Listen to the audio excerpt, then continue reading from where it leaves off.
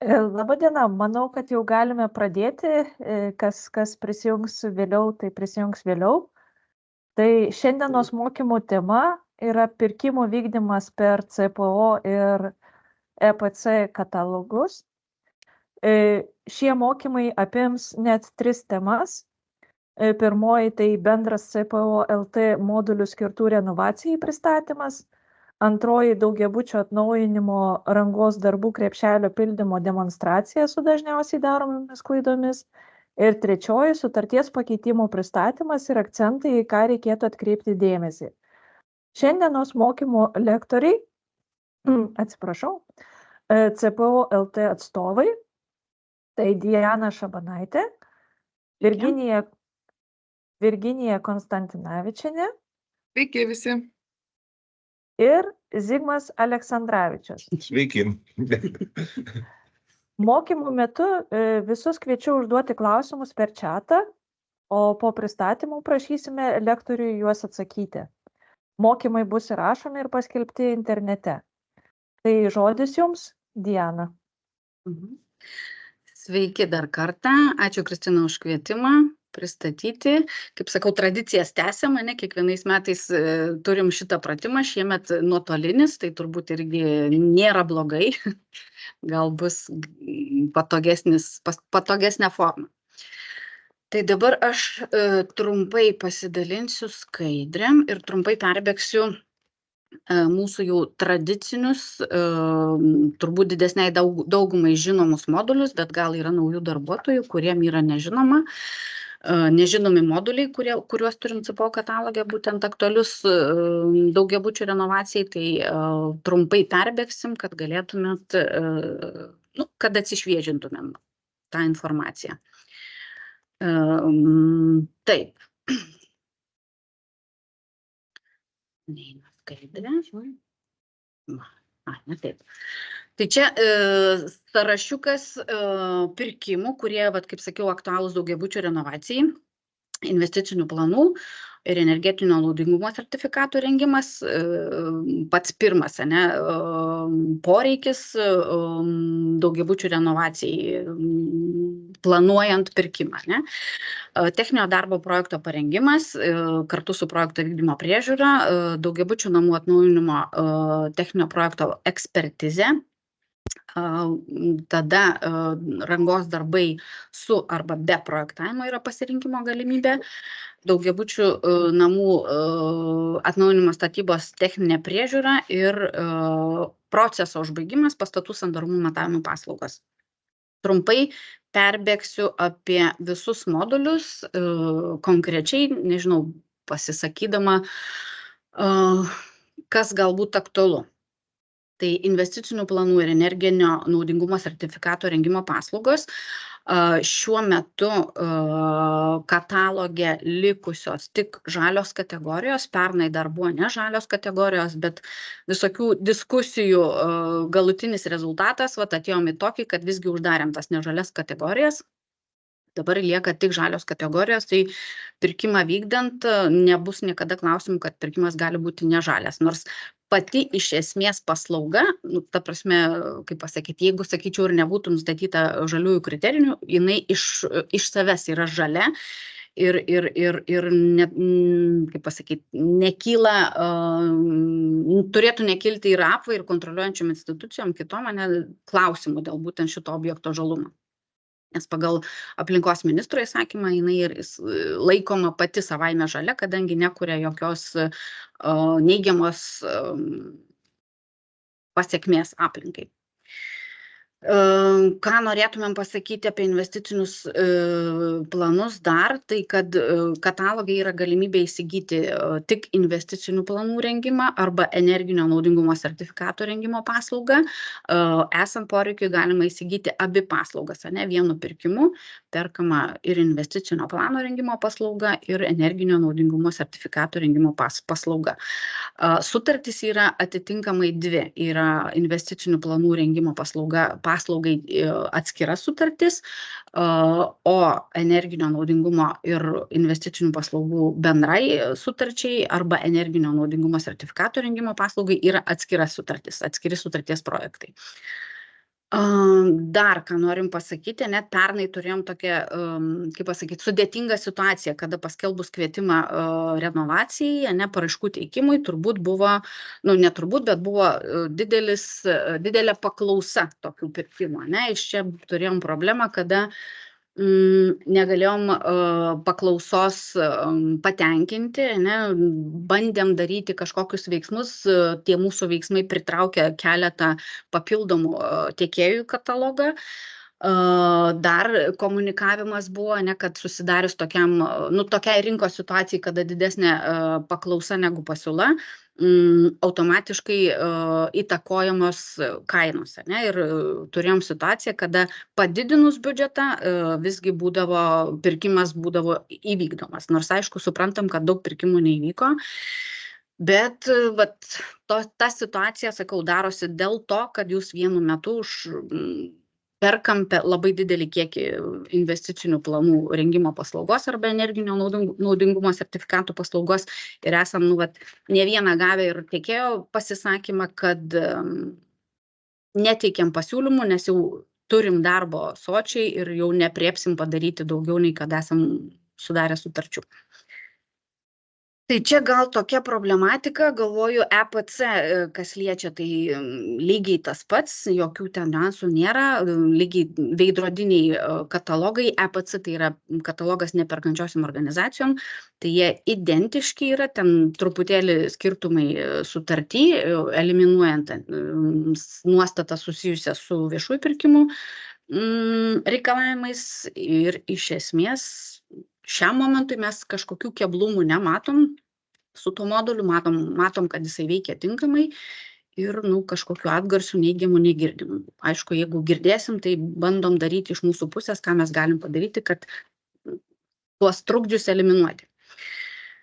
Prie katalogė, prie pirkimo aprašymas, atmintinė krepšelio formavimui, tai čia užsakovam, ypatingai naujiem, kas galbūt nesusidūręs pirmą kartą, tai atmintinė krepšelio formavimui yra dokumentas, kurio pagalba būtų paprasta ganėtinai užsipildyti užsakymą ir pateikti CPO.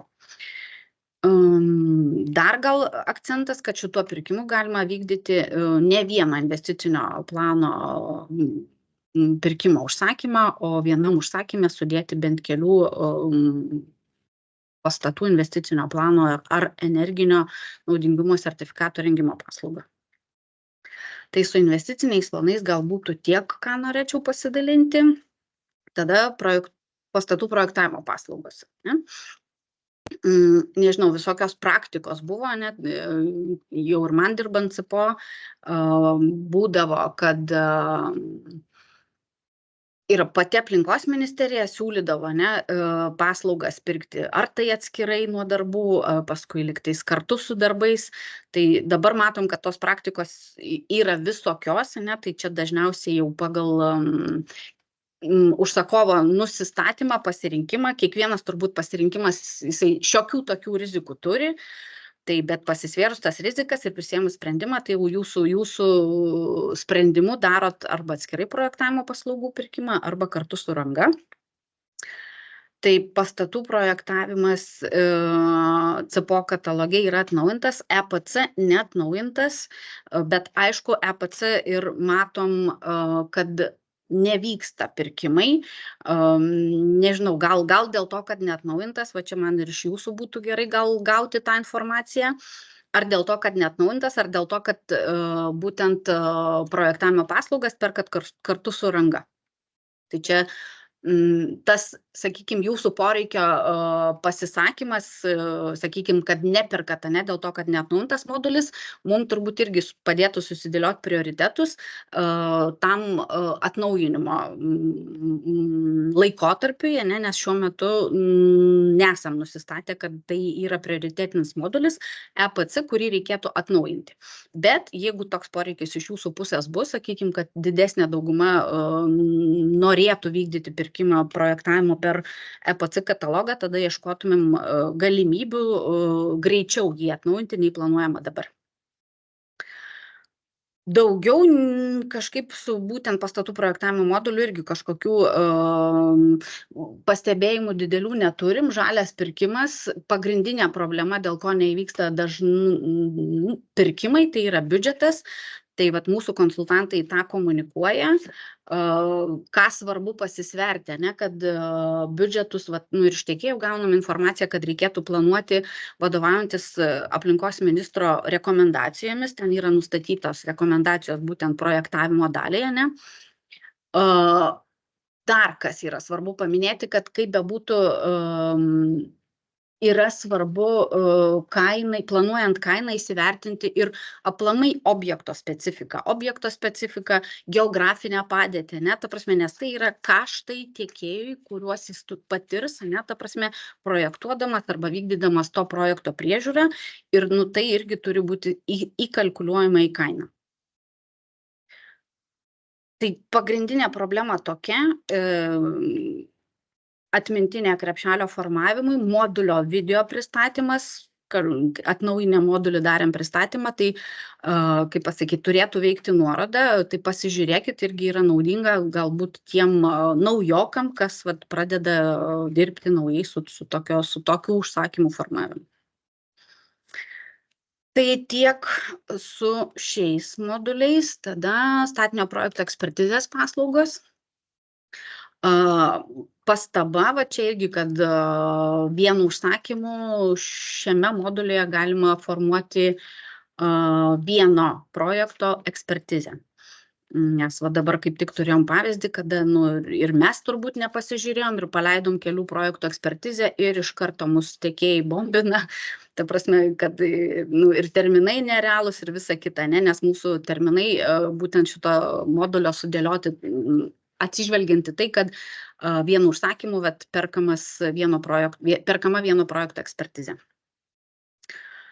Problematikos, tai kažkokios irgi šitam moduliai neturim, užsakovam pagalba tiek atmintinė krepšelio formavimui, tiek modulio video pristatymas, kuris irgi apima, ta prasme, parodo, kuriam akcentuojami pagrindiniai akcentai, kvalifikacija, kategorijų skaidymas, į ką buvo atsižvelgta skaidant kategorijas, užsakymo krepšelio irgi formavimas demonstruojamas, tai yra pagalba užsakovam teikiant užsakymus. Taip, daugiabučių namų atnaujinimo modernizavimo rangos darbai. Pagrindinis modulis vertės prasme, net ta prasme, tai didelės vertės šitam moduliai, didelių verčių pirkimai pas mus ateina. Ką girdim dabar, kad turbūt ir didėja ir daugiabučių renovacijos vertės. Turėjom su vienu užsakovu susitikimus, kad mūsų šitas modulis yra, kaip pasakyti, ne taip pasakiau, apie projektavimą grįžo mintis, tai daugiabučių rangos darbai. Problematika tai pagrindinė yra ta, kad biudžetai, ta prasme, kaip ir daugumos mūsų modulių, problema yra biudžetas ir kuriant užsakymą reikėtų biudžetą aktualizuoti užsakymo kūrimo momentui. Suprantu, kad turbūt pats procesas, daugiabučių renovacijos yra sudėtingas, bet jeigu jūs, kaip pasakyti, suplanuotos lėšos ten prieš metus, prieš 2, o pirkimą organizuojat ten po šito laikotarpio, tai tikėtina, kad didelė rizika, kad pirkimas nevyks būtent dėl lėšų. Tai tas lėšas turėtumėt įsivertinti būtent pirkimo organizavimo momentą. Kas dar aktualu, šitam modulį galima vykdyti irgi ne vieno daugiabučio rangos darbų pirkimą, o keletos yra sąlygos, kad tiekėjas teikdamas pasiūlymą tokiam užsakymui turi teikti būtinai visų pastatų pasiūlymą visiems pastatam ir negali atsisakyti. Tai atgalinio ryšio šiam momentui mes bent jau neturim, kaip vyksta, ar vyksta. Pastebim, kad didelis poreikis buvo tokią galimybę sudaryti, bet man atrodo, kad jisai nėra, kaip pasakyti, taip plačiai naudojamas, kaip buvo komentuojama prieš kuriant sukuriant šitą galimybę. EPC lygiai toks pat modulis, tai jisai kol kas veikia tinkamai, ta pati problematika kaip ir perkančių organizacijų biudžetas ir tiek žinių. Taip, statinio statybos techninės priežiūros paslaugos, CPO katalogas, atnaujintas modulis. Puikiai žinom turbūt, kokių problemų šitas modulis turi, o jų turi. Gal tik noriu dėti akcentą, kad ta problematika modulyje yra, ta prasme, susiklosčiusi situacija rinkoje, ne, tiekėjai, užsakovai ir mums patiems keista vieta, ne, pasiūlymų kainos, mes bandom tą kažkiek reguliuoti, turbūt kainos dabar yra pakilusios pasiūlymų prasme, nes mes tokius, kaip pasakyti, sugalvota suspausti į rėmus, nustatytos grindis tiekėjam, kurių pasiūlymai negali būti žemesni ir dar tiekėjai yra skatinami pagal ekonominio vertinimo kriterijus, siūlyti didesnį atlyginimą būtent statinio statybos techniniam prižiūrėtojui. Šitoj vietoj svarbu, kad sudarius sutartį, šitas momentas, tiek atlyginimas, tiek visi kiti ekonominio vertinimo kriterijai būtų patikrinami, ar tiekėjas laikosi šitų nustatytų reikalavimų, už kuriuos gavo balus, ne? Tai tiek aplinkosauginio reikalavimo atitikimas, tiek specialisto tas valandinis darbo užmokestis. Sutartyje yra sąlygos, kad užsakovas turėtų pasitikrinti, ne, šitą atitiktį. Sutarties pirmam priede visa šita informacija yra nurodyta, tiek įkainis, kurį siūlė tiekėjas užsakovui, tiek aplinkosauginis kriterijus ir turėtumėt pasitikrinti, gauti įrodymus iš užsakovo, iš tiekėjo, kad, ta prasme, jis ir moka tokį atlyginimą, kokį teikia pasiūlyme nurodė, kad mokės ir laikosi tų pačių aplinkos apsaugos priemonių, kurias deklaravo, kad laikosi, ne, ir už ką gavo papildomus atitinkamus balus.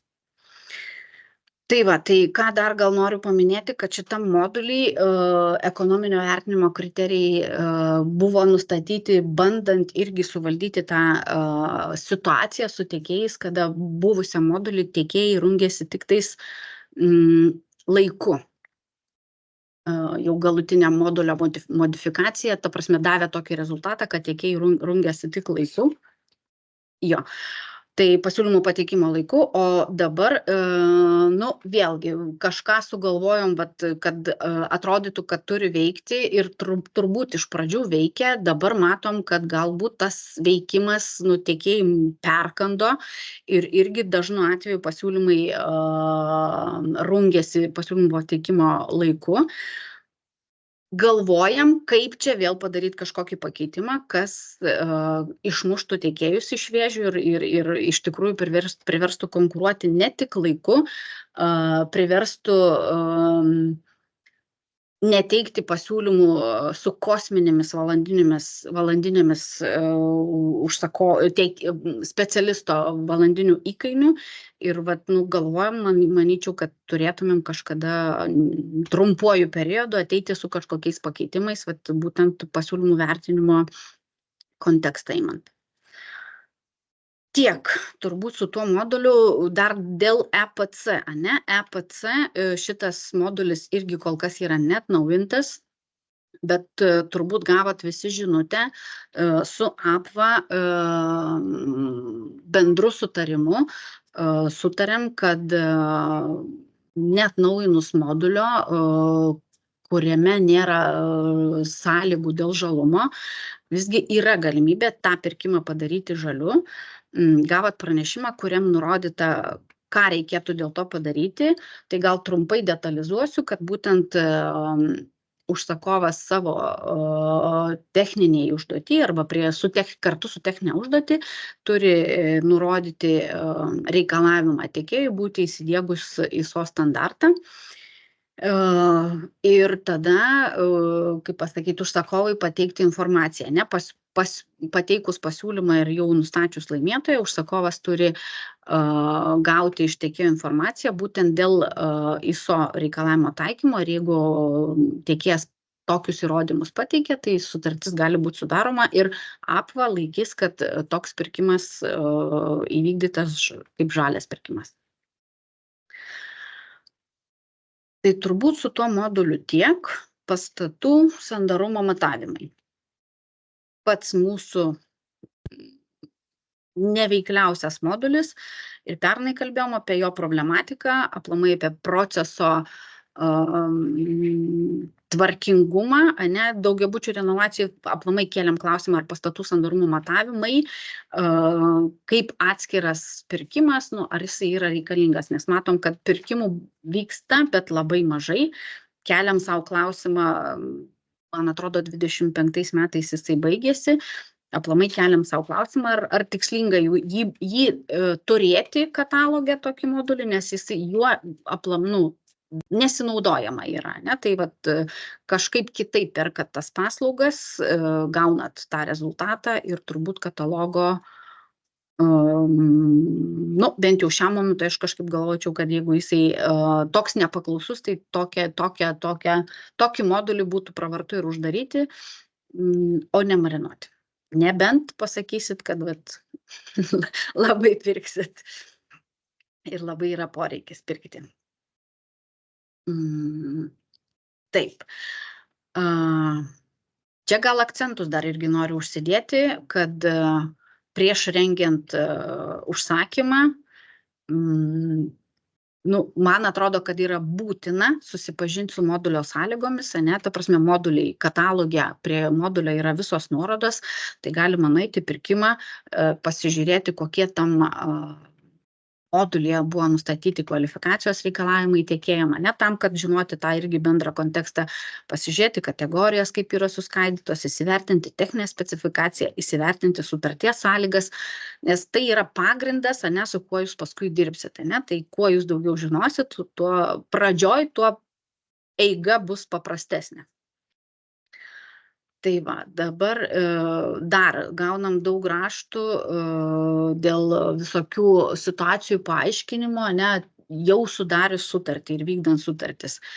Tai stengiamės atsakyti, kiek tai yra pajėgumum, tik tais ką norim pasakyti, kad ta mūsų nuomonė dėl jau sudarytos sutarties sąlygų aiškinimo yra, gali būti tik rekomendacinio pobūdžio. Ne? CPO mano, kad taip yra, bet dažnu atveju mes nei tų visų aplinkybių jų sužinom, ne? Ta prasme, kiekvienas šitą situaciją mato iš savo varpinės, ne? Ir kažką pasako, kažko nepasako, kažką nutyli, tai ta CPO nuomonė, jinai yra rekomendacinio pobūdžio, neįpareigojanti sutarties šalių ir sutarties šalis turėtų spręsti susidariusią situaciją, siekiant tinkamai užbaigti įvykdyti sutartį.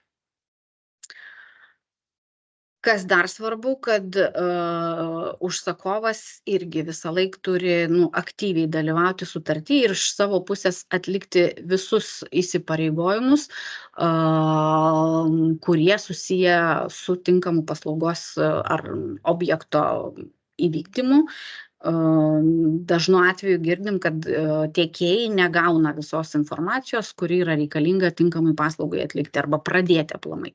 Tai va šitoj vietoj svarbu yra ne tik nupirkti, bet ir toliau dalyvauti, ne, kartu su tiekėju, siekiant įvykdyti sutartį. Dar gal yra irgi noriu akcentą uždėti, kad konkrečių pirkimo vykdymų klausimais pirkėjų CPO LT ir tiekėjų komunikacijos kanalas yra CPO katalogo susirašinėjimo skiltis. Dažnai gaunam visokių irgi jūsų raštų paklausimų elektroniniu paštu, skambučiu ir skambutis dar, jeigu jisai, sakykime, konsultacinio pobūdžio, tai tvarkoj, bet jeigu kokia nors informacija įpareigojanti CPO kažką daryti, ne, ta prasme, paaiškinti, ar atsakymas kažkoks, ar informacija dėl nutraukimo, tai, prašytumėm tokius raštus kreipti, teikti tokią informaciją ir raštus teikti per CPO katalogo susirašinėjimo skiltį. Tai yra aktualu tam, kad mes turėtumėm su pirkimu susijusią informaciją vienoje vietoje. Labai aktualu, ypatingai dabar, kai kontroliuojančios institucijos tikrina ir pas mus ta informacija gaunasi išbarstyta. Jeigu jūs pateikėt informaciją, sakykime, dėl pirkimo nutraukimo ne per katalogą, tai dažnu atveju mums yra labai sudėtinga ją ir susirasti. Nėra tokios vieningos registravimo sistemos, dokumentų valdymo sistemoje taip mes jį registruojam, bet jį surasti, tai dažnu atveju būna labai sudėtinga. Ir į ką dar norėčiau atkreipti dėmesį, kad gaunam dėl tų pačių nutraukimo, ne? Ko trūksta mums dažnu atveju, tai argumento, ne, dėl nutraukimo, nes ta organizacija, kuri vykdo pirkimą, tai yra CPO LT, ne, ir tas toksai dažnu atveju iš užsakovų pusės parašymas, kad reikia nutraukti pirkimą be sąlygų paaiškinančių, kodėl, mums yra keblu, mes turim atliepti VPI nuostatas, todėl būtų prašymas, kad tuos prašymus nutraukti pirkimą labiau detalizuotumėt atliepiant VPI. Ne? Ta prasme, 29 straipsnis yra nurodyta, kada galima nutraukti pirkimą esant atitinkamom sąlygom. Tai jeigu jūs mums jas parašytumėt su pirminė informacija, tai tiesiog mes jūsų netrukdytumėm, nes dabar labai dažnai ir aš pati parašau, ne, kad, o dėl ko turim nutraukti tą pirkimą, nes mes turim informuoti ir tiekėjus apie nutraukimą ir aplinkybės nutraukimą. Ir dar, ta prasme, irgi čia gal dėmesio atkreipimui, kad pirkėjas per 5 darbo dienas nuo sprendimo priėmimo apie nustatytą pasiūlymą eilę ir laimėtoją turi pasirašyti sutartį ir pateikti tiekėjui pasirašymui. Tiekėjui lygiai tokia pati pareiga, negavus pasirašytą iš užsakovo pusės sutartį, per 5 darbo dienas pasirašyti ir grąžinti užsakovui. Ir tada jau prasideda kitų sutarties įsipareigojimų vykdymai. Tai gal iš mano pusės būtų tiek. Nežinau, Kristina, gal jūs galit, pabaigoje lyg tai buvo kalba, ne, kad pabaigoje darysim klausimų sesiją, taip? Taip, galvojama pabaigoje, jeigu tai patogu. Tai gal tada klausimus atidedam vėlesniam laikui? Gerai, galvoju, mūsų sistema, mums dar reikia minutės, kad galėtų Zigmas pademonstruoti. Tai gal, kad tos minutės nelaukti, aš gal perduodu Virginijai žodį, kuri pristatys daugiabučių rangos modulio sutarties pakeitimų sąlygas. Kaip tik vakar paleidom jau per CVPI sutarties pakeitimus. Tai nuo balandžio 2 dienos paskelbtuose pirkimuose jau bus sutarties sąlygos atnaujintos ir trumpai pristatysim tada padarytus pakeitimus. Ačiū.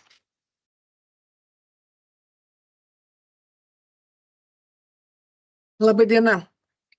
Tai taip, aš esu Virginija ir pristatysiu daugiabučių namų atnaujinimo rangos darbų modulio sutarties projekto patikslinimus. Šie patikslinimai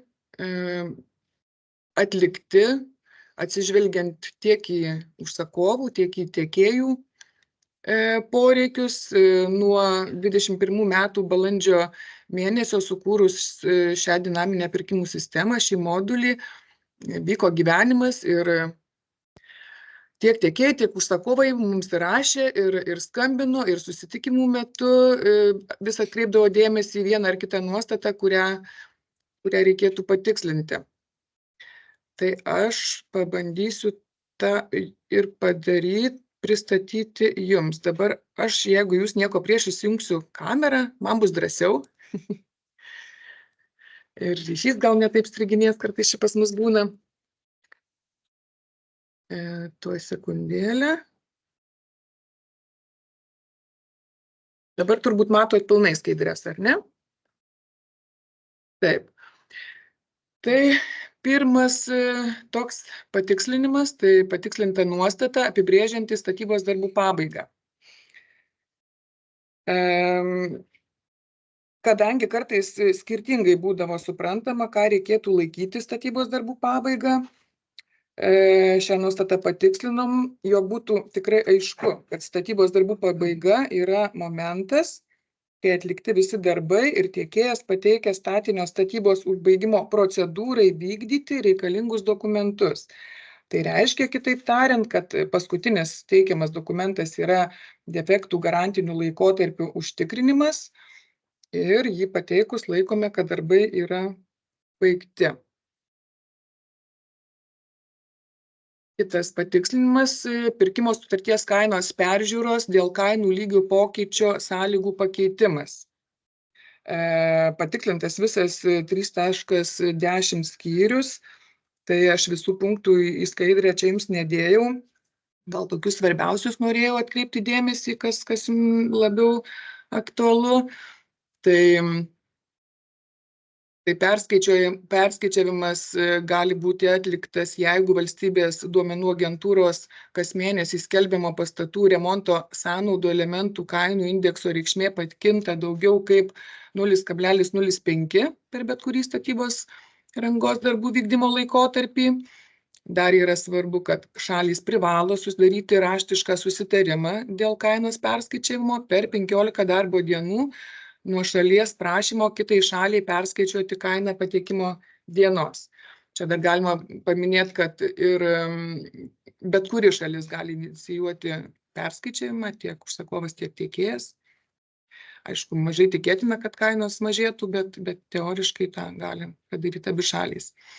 Na ir tikiu, kad jūs dabar visi truputį nerimavote dėl tų 15 darbo dienų, kad raštiškas susitarimas turi būti pasirašytas per 15 darbo dienų. Jeigu dalyvaujate daugiabučių atnaujinimo programoje, tai ir investicinėme plane pinigų lėšų yra mažiau negu numatoma sutarties vertė po perskaičiavimo, tai tokiu atveju tas terminas gali būti pratęstas tiekėjui ir užsakovui raštu susiderinus priežastis, dėl kurių susitarimas negali būti pasirašytas per 15 darbo dienų. Tai jums ten reikia gyventojų balsavimo, tai jeigu per 15 darbo dienų nespėjate, tikrai su tiekėjais, manau, galima jiems raštu pateikti tas priežastis ir susitarti. Tuo labiau, kad yra ir tokia nuostata, atkreipinti dėmesį tiek jums, tiek tiekėjų, kad tas susitarimas turėtų būti pasiektas. Dar vienas pakeitimas, gana svarbus, kainos perskaičiavimas dėl papildomų atsisakomų darbų.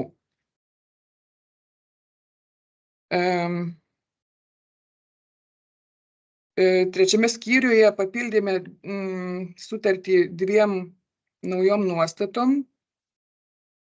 Dėl kainos perskaičiavimo atsiradus papildomiems atsisakomiems darbams, taip pat yra aprašyta apmokėjimo už juos tvarka. Šios nuostatos apibrėžia, kad individualių investicijų dalies papildomų ir atsisakomų darbų kaina atitinkamai perskaičiuojama, tai yra didinama arba mažinama, o bendrojo naudojimo investicijų dalies darbų kaina perskaičiuojama, tai yra didinama arba mažinama, kai faktinis darbų kiekis skiriasi daugiau kaip 15%. Čia jums turėtų tikrai būti palengvinimas, kadangi žinom, kad individualių investicijų dalies atveju labai skausminga būna taikyti fiksuotą kainodarą. Tai čia toks palengvinimas iš tikrųjų jums. Dar pakeitimas sutartyse, beje, sutartyse tik tai su projektavimu, tai papildyti atvejai, dėl kurių galimas darbų atlikimo termino pratęsimas ir ar sustabdymas. Tai yra statybą leidžiančio dokumento gavimo ir techninio darbo projekto ekspertizės atlikimo laikotarpiui.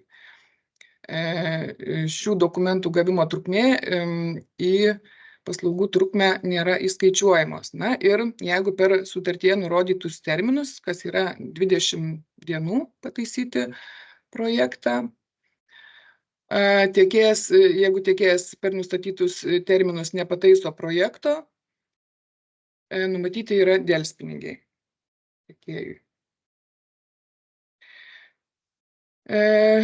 Dar vienas patikslinimas, pataisimas, tai pakoreguotos visų statybos rangos darbų perdavimo ir priėmimo sąlygos. Tiekėjas per 10 darbo dienų iki numatomos visos statybos rangos darbų pabaigos praneša užsakovui raštu apie pasirengimą galutinai perduoti statybos rangos darbus, pateikdamas pasirašytą paskutinį aktą. Čia mes įvedėme trumpinimą, kas yra paskutinis aktas ir baigiamasis aktas, taip bus aiškiau, nes užsakovai skambino ir sakė, kad tikrai nėra aišku, apie kurį čia aktą buvo kalba. Tai dabar išskyrėme, kad perduoda statybos rangos darbus pateikdamas pasirašytą paskutinį aktą ir baigiamąjį tiekėjo atliktų statybos rangos darbų perdavimo užsakovui aktą.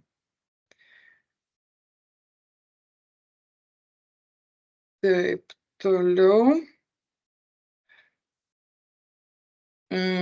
Patikslintos nuostatos dėl 5% nuo visų statybos rangos darbų vertės sulaikymo ir grąžinimo.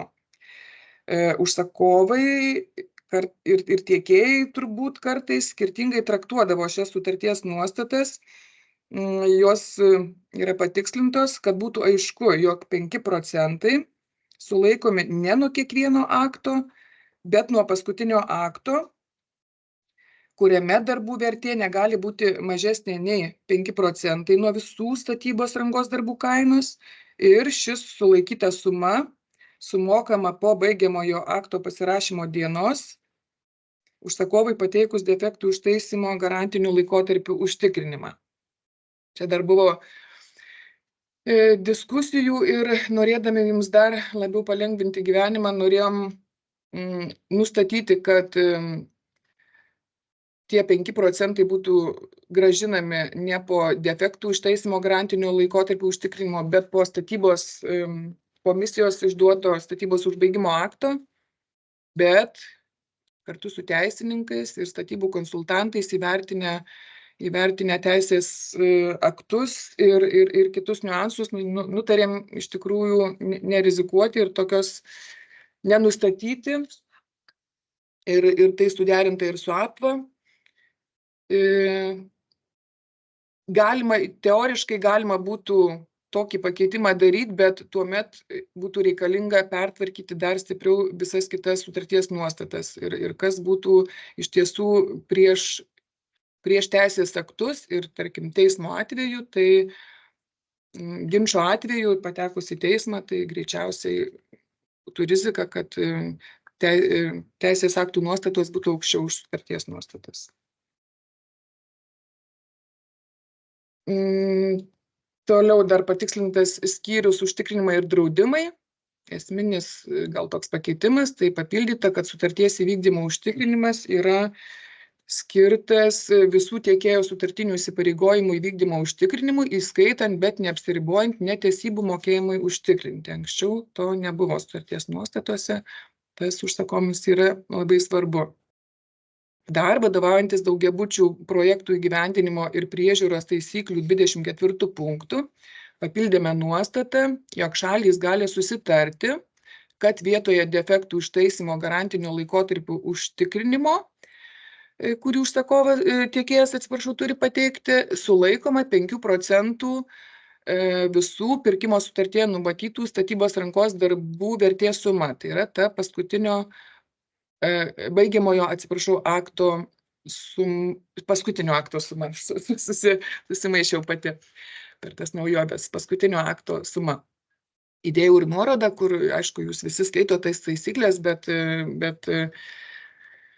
kad būtų paranka tą punktą atsiversti, kokiu pagrindu čia mes tą pakeitimą padarėm. Na, gal tos nuostatos visos neskaitysiu, kaip čia jinai skamba. Sutarties projektus galėsim ir atsiųsti ir galėsit rasti ir paskelbtus. Paskaitysit, įsigilinsit. Dar patikslinta nuostata dėl užsakovo teisės reikalauti ištaisyti defektus atsiradusius per garantinį laikotarpį. Ta nuostata buvo labai trumpa. Mes ją praplėtėme ir jinai skamba taip, kad kad užsakovas turi teisę raštu reikalauti, kad tiekėjas suderintų su užsakovu laiku savo sąskaitą pašalintų statybos rangos darbų defektus atsiradusius per garantinį laikotarpį. Tiekėjui nepradėjus taisyti garantinių laikotarpių atsiradusių darbų defektų pagal užsakovo raštiškus reikalavimus ilgiau negu per 3 darbo dienas, užsakovas turi teisę pašalinti trūkumus trečiųjų asmenų pagalba tiekėjo sąskaitą, o užsakovas turi teisę pasinaudoti defektų ištaisymo garantinio laikotarpio užtikrinimu ir gautomis lėšomis apmokėti statybos rangos darbų defektų šalinimo darbus bei statybos rangos darbų defektų sąlygotą žalą. Toliau patikslinimas. Patikslintos papildytos užsakovo pareigos. Čia daugiau gal buvo iš tiekėjų labai stiprių prašymų išgryninti, kągi turi užsakovas pateikti, kad būtų aišku, nes panašu, kad kyla ginčų. Tai užsakovas įsipareigoja organizuoti ir apmokėti elektroninio statybos darbų žurnalo įsigijimą bei pateikti tiekėjui prisijungimus prie jo, pastato sandarumo matavimo atlikimą organizuoti ir apmokėti, pastato energinio naudingumo sertifikato rengimą ir techninio darbo projekto ekspertizės atlikimą, žinoma, jeigu ji privaloma vadovaujantis teisės aktais.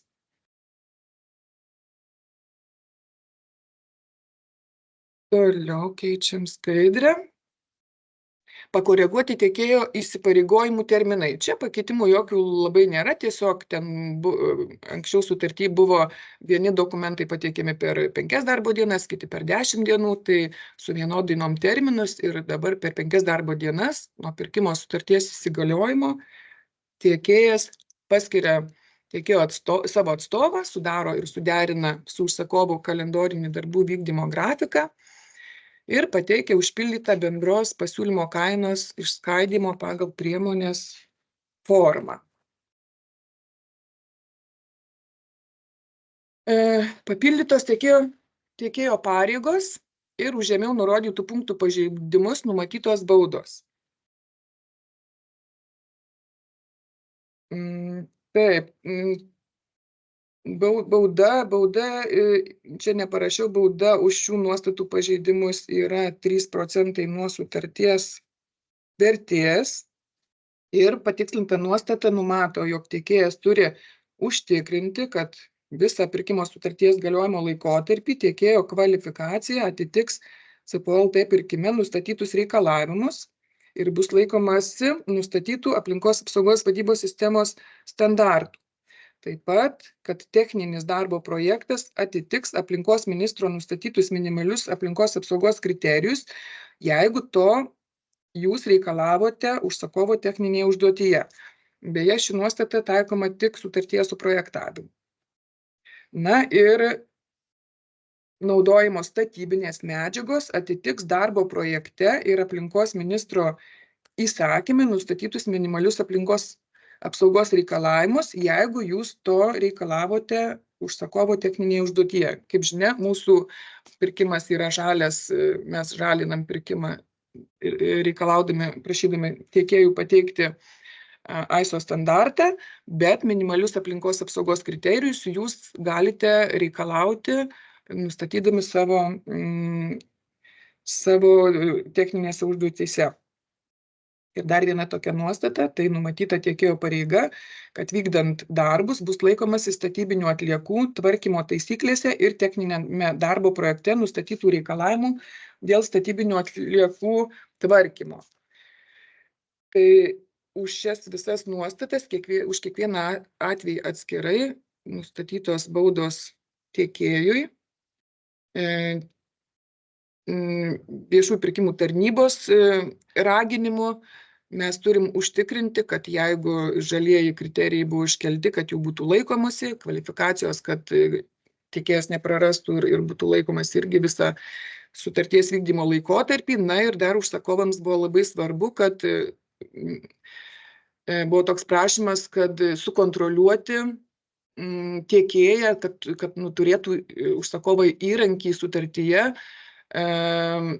reikalauti iš tiekėjo, kad būtų tvarkinga aplinka, aplink tvarkoma daugiabutį. Tai įdėjom tą nuostatą, kad tiesiog turi laikytis tų taisyklių statybinių atliekų ir jeigu nesilaiko, numatoma bauda.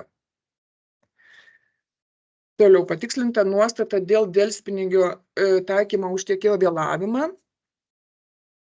Tai dabar nuostata skamba taip, kad tiekėjui vėluojant atlikti darbus per pirkimo sutartyje numatytą darbų atlikimo terminą pagal kalendorinėme darbų grafike suplanuotus atlikti darbus, ar juos atlikus nekokybiškai, su trūkumais defektais ir užsakovui raštu pareikalavus ištaisyti nekokybiškai su trūkumais defektais atliktus darbus, jų neištaisius per užsakovo ir tiekėjo sutartą terminą dėl tiekėjo kaltės, jis privalo mokėti 0,03% delspinigių už kiekvieną pradelstą dieną nuo pradinės pirkimo sutarties vertės.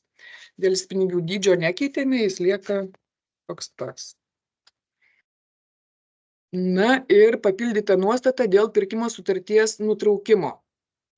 Irgi užsakovų pageidavimų, turbūt tiekėjai irgi bus, ir abiems šalims bus naudinga ta nuostata, kad pirkimo sutartis gali būti nutraukta rašytinio abipusių šalių susitarimu, išskyrus esant esminiam pirkimo sutarties pažeidimui, nes anksčiau sutartį būdavo galima nutraukti tik tai dėl pažeidimų. Kartais atsitinka gyvenimas ir gali tiesiog abi šalys norėti nutraukti sutartį, tai padarėm tą galimybę. Na ir atlikti kiti, labiau tokie redakcinio pobūdžio, bet būtini pakeitimai. Jų nesudėjau, tiesiog visus sutarčių projektus su matomais pakeitimais galite rasti prisijungę CVPI, sutartys yra paviešintos ir po mokymų galėsim ir pasidalinti sutartimis. Primenu, kad sutartys yra 4, nenustebkit, gausit 4 sutarčių variantus, kadangi atskirai sutarties projektus rengiame sutarčiai, kur kriterijus yra kaina, kokybė ir dar sutartis, kur yra su projektavimu ir be projektavimo objektas. Ačiū Jums už dėmesį. Bandysim dabar įjungti katalogą ir perduosiu žodį kolegai Zigmui. Dėlė. Zigmai, gal jūs, man atrodo, kad iš naujo užkraunam. Gerai.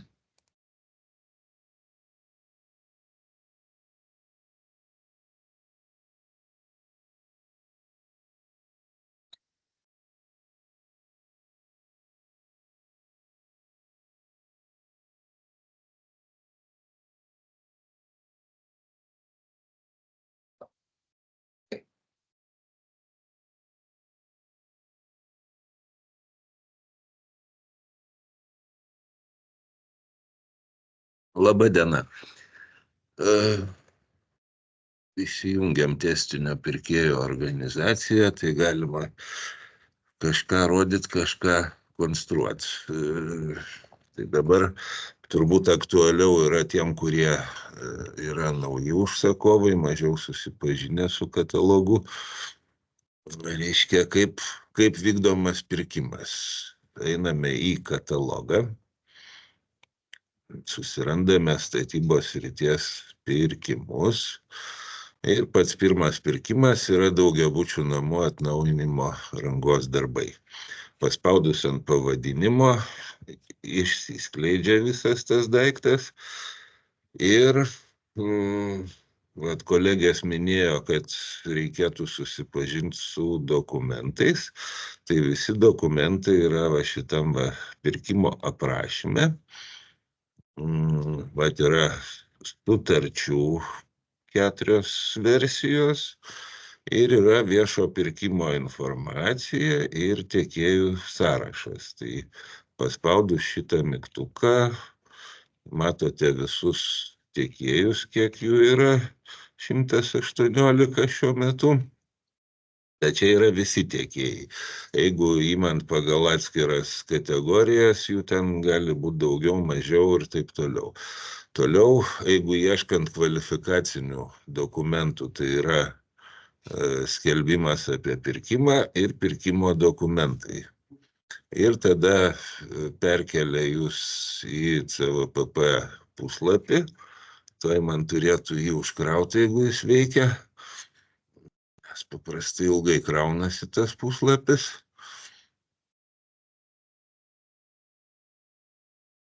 Nu va, šį kartą nepavyks. O gal pavyks.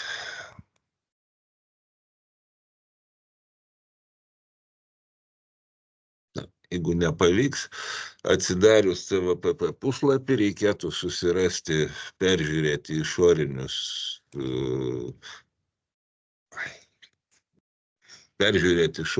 dokumentus ir tenai tuose dokumentuose susirast, kaip pasakyti, šviežiausią dokumentų versiją. A daly yra kvalifikaciniai reikalavimai ir pašalinimo pagrindai 1-2 priede. B daly yra pirkimo dalis surašytos, C dalis yra konkretaus pirkimo vykdymo aprašymas. Tai visi tie dokumentai jums gali būti reikalingi. Va, tai dabar grįžtant prie užsakymo formavimo, randam pirkimą, spaudžiame pirmin. Atsidaro katalogas. Reiškia, yra visos kategorijos, kokios tik tai gali būti šiame pirkime. Tai reikėtų atkreipti dėmesį, kad reiškia, yra rangos darbai be projektavimo paslaugų. Ir yra tas pats rangos darbai be projektavimo paslaugų, bet daugiabučių namų esančių kultūros paveldo objekto teritorijoje, apsaugos zonoje ir vietovėje. Dėl ko tai svarbu? Dėl kvalifikacinių tiekėjų reikalavimų. Reiškia, tiekėjai, kurie neturi kvalifikacijos atestatuose tokio įrašo, tai paveldo zonoje dirbti negali. Šitoje vietoje būna nemažai klaidų, kadangi šiaip jau reiškia kadastro registro pažymos dažnu atveju būna suformuotos, tarkim, kokiais 98 metais, 2000-aisiais, o visi paveldo tie visi reikalai gali būti gerokai vėlesni. Tai šiaip siūlyčiau pasižiūrėti pirmoje eilėje į kadastro registro pažymą, ar nėra įrašo, kad yra, reiškia, paveldo teritorijoje tas pastatas, ir pasitikrinti yra kultūros paveldo departamento tinklapis kpd.lt ir ten yra nekilnojamųjų vertybių registras. Atsidarius, reiškia, galima pasižiūrėti žemėlapyje, kadangi savo teritorijas puikiai žinot, tik tai nepamiršt nusistatyti visus sluoksnius, nes ten pradinėje versijoje atsidarius ne visi sluoksniai nustatyti.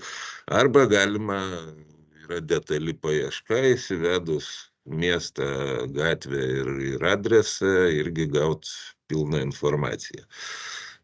Tas yra svarbu dėl kvalifikacinių reikalavimų. O kaip žinot, iš europinių pinigų finansuojant, kvalifikacinius reikalavimus tikrina tiek apva, tiek paskui apva gali tikrinti europiniai tikrintojai. Tai šitas dalykas yra svarbus. Pasirinkim pademonstravimui, tarkim, pirkimą be projektavimo paslaugų, spaudžiame pirmin ir, reiškia, ką mes čia turim. Yra pirkimo numeriukas, realiam katalogė, netestiniam, ten dar viena procedūra yra eiti į krepšelį, čia truputį paprasčiau, bet principas tai tas pats. Skaidomas, neskaidomas, šita dalis irgi yra svarbi. Svarbi kuo? Čia tokie kaip pagalbiniai tokie skrituliukai sudėti, galit pasirinkti, pavyzdžiui, pažymėti, kad skaidomas arba neskaidomas, dažniausiai tai būna šitas daiktas tinkamas, bet turėkit omeny, jeigu perkama paslauga ne vienam pastatui, o dviem, kaip ir pagrindimo reikėtų turbūt, kodėl jūs perkat 2 pastatus, o ne vieną, nes šitą dalį įkėlėme į katalogą pagal viešųjų pirkimų įstatymą ir viešųjų pirkimų tarnyba karts nuo karto šitos pagrindimus pasiskaito. Tai šiuo atveju reiktų tada rinktis, kad neskaidomas ir įkelt pagrindimą, dėl ko neskaidomas. Tai paprastesnė versija yra šita. Taip, toliau, reiškia, kas čia yra? Čia yra specifikacija. Ją galima pasiskaityti, bet šiaip jau turėtumėt būti turbūt susipažinę. Sekantis klausimas yra, ar objektai, kuriuose ketinama vykdyti darbus, dalyvauja paramos programai. Tai aišku, daugumoje atvejų dalyvauja, bet yra buvę porą atvejų, kada nedalyvauja. Tai pas mus tas pasirinkimas paliktas toks yra. Toliau yra pasirinkimas, reiškia, ar pagal kainos kokybės santykį, ar pagal mažiausią kainą. Jeigu paspaudžiat pagal mažiausią kainą, tai truputį paprastesni yra, reiškia, galiniai tie pasirinkimai. Jeigu paspausite pagal kainos kokybės santykį, atsiranda tokie kvadratukai, kuriuos reikia pasirinkti, reiškia, tuos procentus. Jie čia lankiklio principų yra nuo iki, taip sakant, pagal tai, kas jums aktualiau, ar kaina, ar, sakysim, garantinių įsipareigojimų įvykdymo užtikrinimo terminas, tai jūs galite tiesiog modeliuoti šitos skaičiukus. Tik natūralu, kad galutinis šitas skaičius, jisai turėtų būti lygus 100. Toliau statybos objekto techninio darbo projekto pavadinimas. Projektą turite, pavadinimą tiesiog paimat ir parašot. Pastato paskirtis. Lygiai tas pats, projekte turi būti ta paskirtis, adresas taipogi turi būti, kadastro bylos numeris. Senose bylose tas numeris yra, naujai suformuotose kartais jo nebūna, tai tada tiesiog įrašykite unikalų pastato numerį. Sistema priims tokį daiktą ir tiekėjui vėlgi bus aišku, apie kokį pastatą vyksta kalba. Investicijų plano numeris, man atrodo, viskas aišku su tuo. Ar reikalinga parengti kadastrinę bylą? Šiaip formaliai žiūrint pagal reglamentavimą, modernizavimo atveju jinai kaip ir neprivaloma, Bet yra tam tikrų niuansų, jeigu sugalvotų gyventojas po modernizavimo parduot butą. Tai čia jau jūsų nuožiūra, ar užsakot ar ne, tas aišku natūraliai kelia paslaugų ir darbų kainą. Toliau yra klausimynas apie prisijungimus elektrai, vandeniui, nuotekom ir kitiem dalykam. Dėl ko tai aktualu? Gali būti tokia situacija, kad namui pačiam trūksta pajėgumų, sakysim, elektros. Na ir jūs nelabai norit, kad rangovas jungtųsi prie namo tinklo, tai jeigu jūs pažymėsit, kad ne, tai jis turės atsivežti generatorių ir naudoti generatoriaus pajėgumus. Lygiai tas pats su vandeniu, lygiai tas pats su nuotekom. Ar turės įrengti informacinį stendą, tai tuo atveju, kada parama įmama, tai manyčiau, kad visais atvejais turėtų būti taip.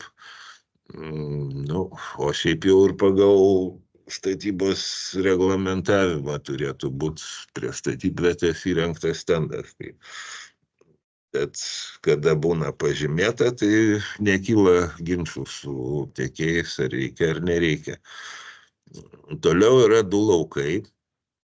Įkelt projektą techninį darbo ir įkelt statybą leidžiantį dokumentą. Abu dokumentai, kaip ir privalomi yra, juos reikia turėti.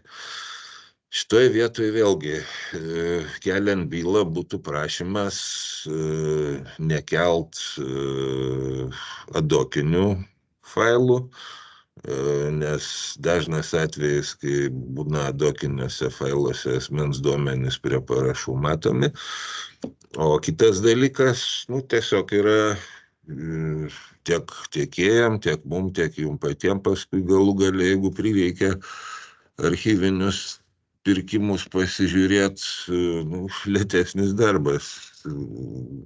Pilnai pakanka PDF-inių failų ir greitesnis procesas. Toliau yra statybą leidžiantį dokumentą. Vėlgi pasitikrinkite, ar yra buvę atvejų, kada statybos leidime nebūna įrašyta paveldo reikalai, nes ten yra 4 tokie punktai, kurie sieja paveldo reikalus ir gali būti suklysta įrašant statinio kategoriją, ypatingas, neypatingas, ir tada gaunasi prieštaravimas, taip sakant, tarp statybos leidimo ir dokumentacijos. Ir šiaip jau galbūt nieko baisaus pradedant darbus, bet prieš pabaigą darbų reiktų dokumentus susivienodinti. Toliau, kas yra darbų atlikimo terminas mėnesiais. Tai šitą dalyką yra galimybė nusistatyti iki 2 metų. Ryšium su kuo? Su paramos sutarties trukme ir šiaip jau turbūt daugiau kaip 2 metus vykdyti darbus nelabai racionalu. Jeigu pasirenkamas yra, ekonominis vertinimas, tai yra galimybė ir privalomumas nustatyti minimalų, kadangi vienas iš ekonominių rodiklių yra, per kiek laiko, kaip sakant, laiko sutaupimas. Tai jis negalėtų būti lygus ir negalėtų būti didesnis už jūsų tą darbų atlikimo terminą, kurį jūs nurodėt šitoj grafoje. Toliau yra skaičiukai surašomi pagal investicinio plano duomenis.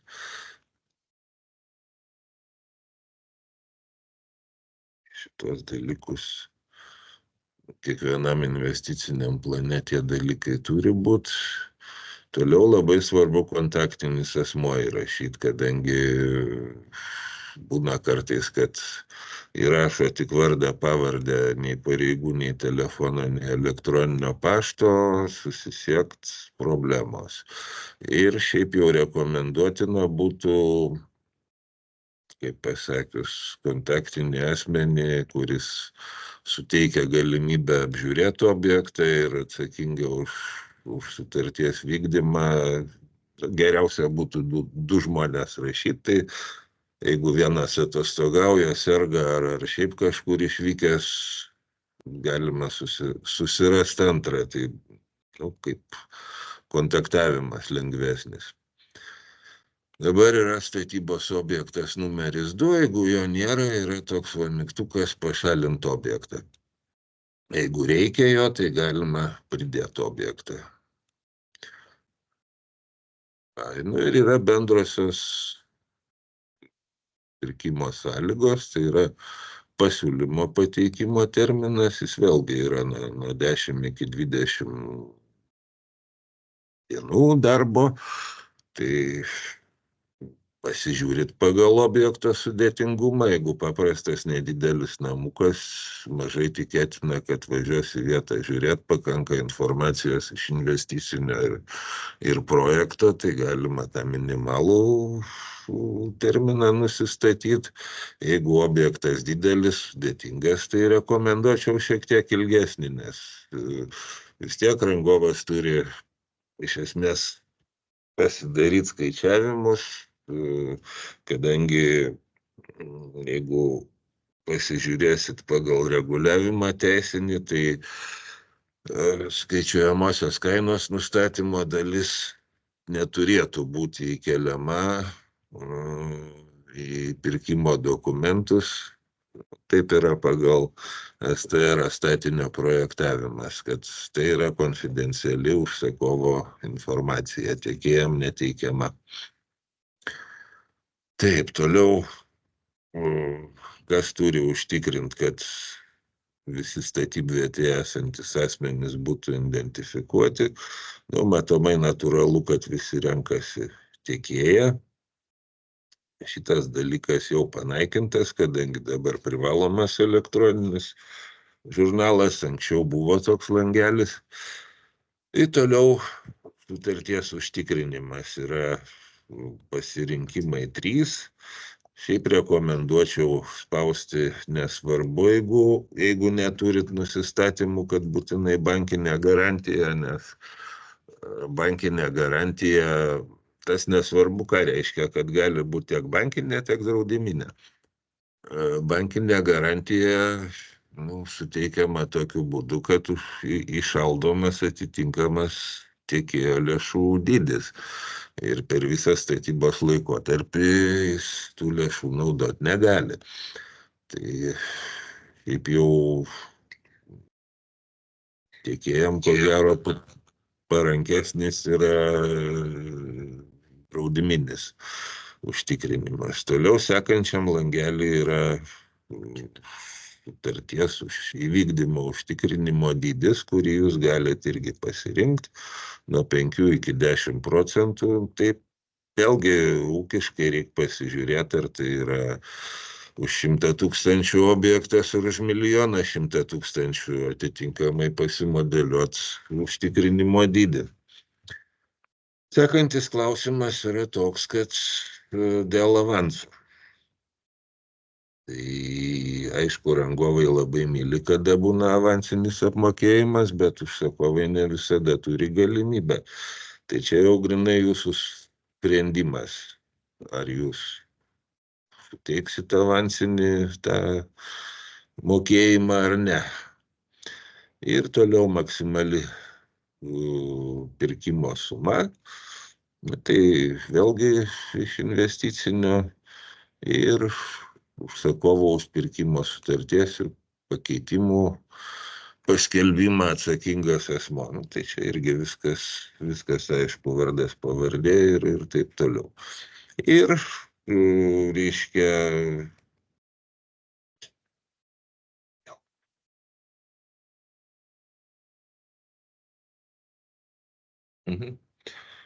Ir pateikti auditui. Kai paspaudžiat pateikti auditui, iškrenta va tokia lentelė, kurią šiek tiek paskaityti verta, kad tai yra teisiškai pareigojantis veiksmas. Ir kadangi yra netikslumų, kai ko neužpildėm, kai ko neįkėlėm, tai va šitoj vietoje jums rašo, kas yra. Atsiprašau, bet Aha. nebematom jūsų skaidrio. Aha, Tuoj bandysim. tuoj pataisysim.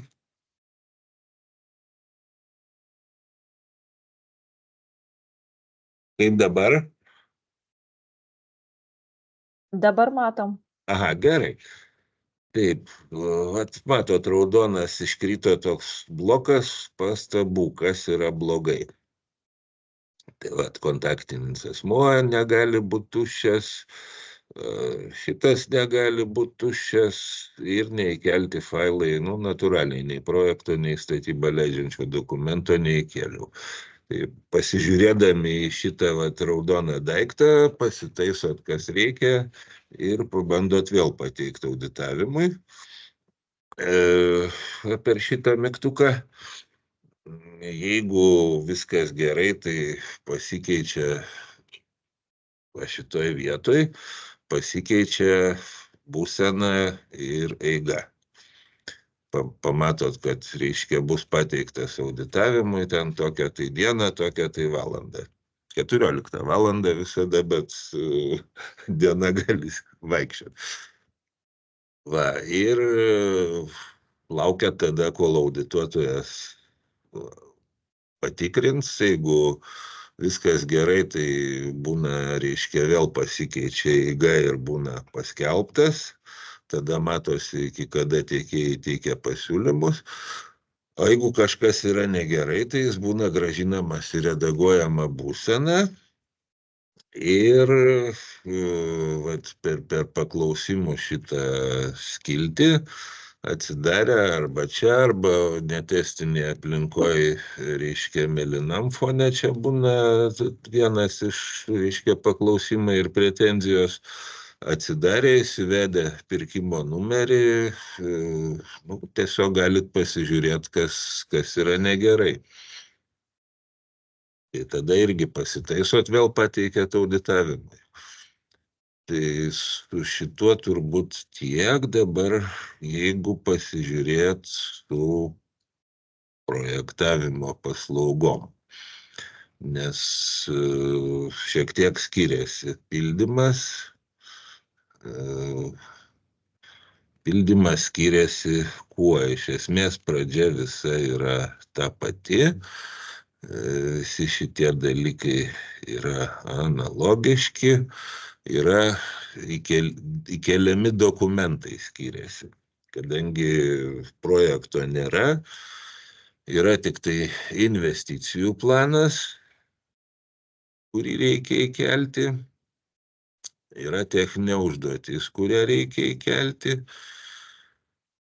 Yra inventorinė byla ir kadastro registro pažyma, jeigu nėra investicijų plane. Šitą pasižiūrėkit, nes jums patiems bus mažiau vargo, būna įvairiai. Kartais būna tik pažyma, sakysim, investicijų plane, arba vieno aukšto koks planas įdėtas, kartais nieko nebūna, labai įvairių matau. Na ir kiti privalomieji projekto rengimo dokumentai, tai gali būti visokių, jų gali būti pastato apžiūros aktai, gali būti fotofiksacija, gali būti, tarkim, konstrukcijų ekspertizė kai kuriais atvejais. Įvairūs tie dokumentai gali būti, sertifikatas gali būti atskirai keltas energinis. Tai tiesiog pagalvokit, ar tokių dalykų turit. Kartais būna, teko matyti ir topo nuotrauką pakankamai šviežią, tas natūraliai mažina pasiūlymo kainą kažkiek.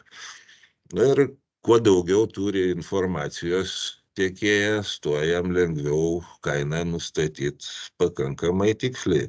Galima įkelt nuotraukų, sakysim, paprastai tiekėjai dabar Google Maps naudojasi mielai, jeigu tas namas matomas, tai apžiūrą atlieka kompiuterinė dažnu atveju, bet nei stogo, nei, sakysim, kitų dalykų Google Maps'e nelabai pamatysi. Tai jeigu yra kažkokie ar defektai, ar problemos, ar norai, visada galima įkelt porą nuotraukų. O toliau visa kitka iš esmės yra, pildymas yra analogiškas. Čia va dar toks va blokas, apie kurį gal nekalbėjom. Jo, čia apie projektavimo sąlygas. Taip sakant, kas užsako ir nes, reiškia, užsakovas gali įgalioti tiek rangovą, tiek projektuotoją, išsiimti tiek prisijungimo sąlygas, tiek specialiasias. Tai mokant pinigus, ko gero, paprašiau, kad viską gautų tiekėjas.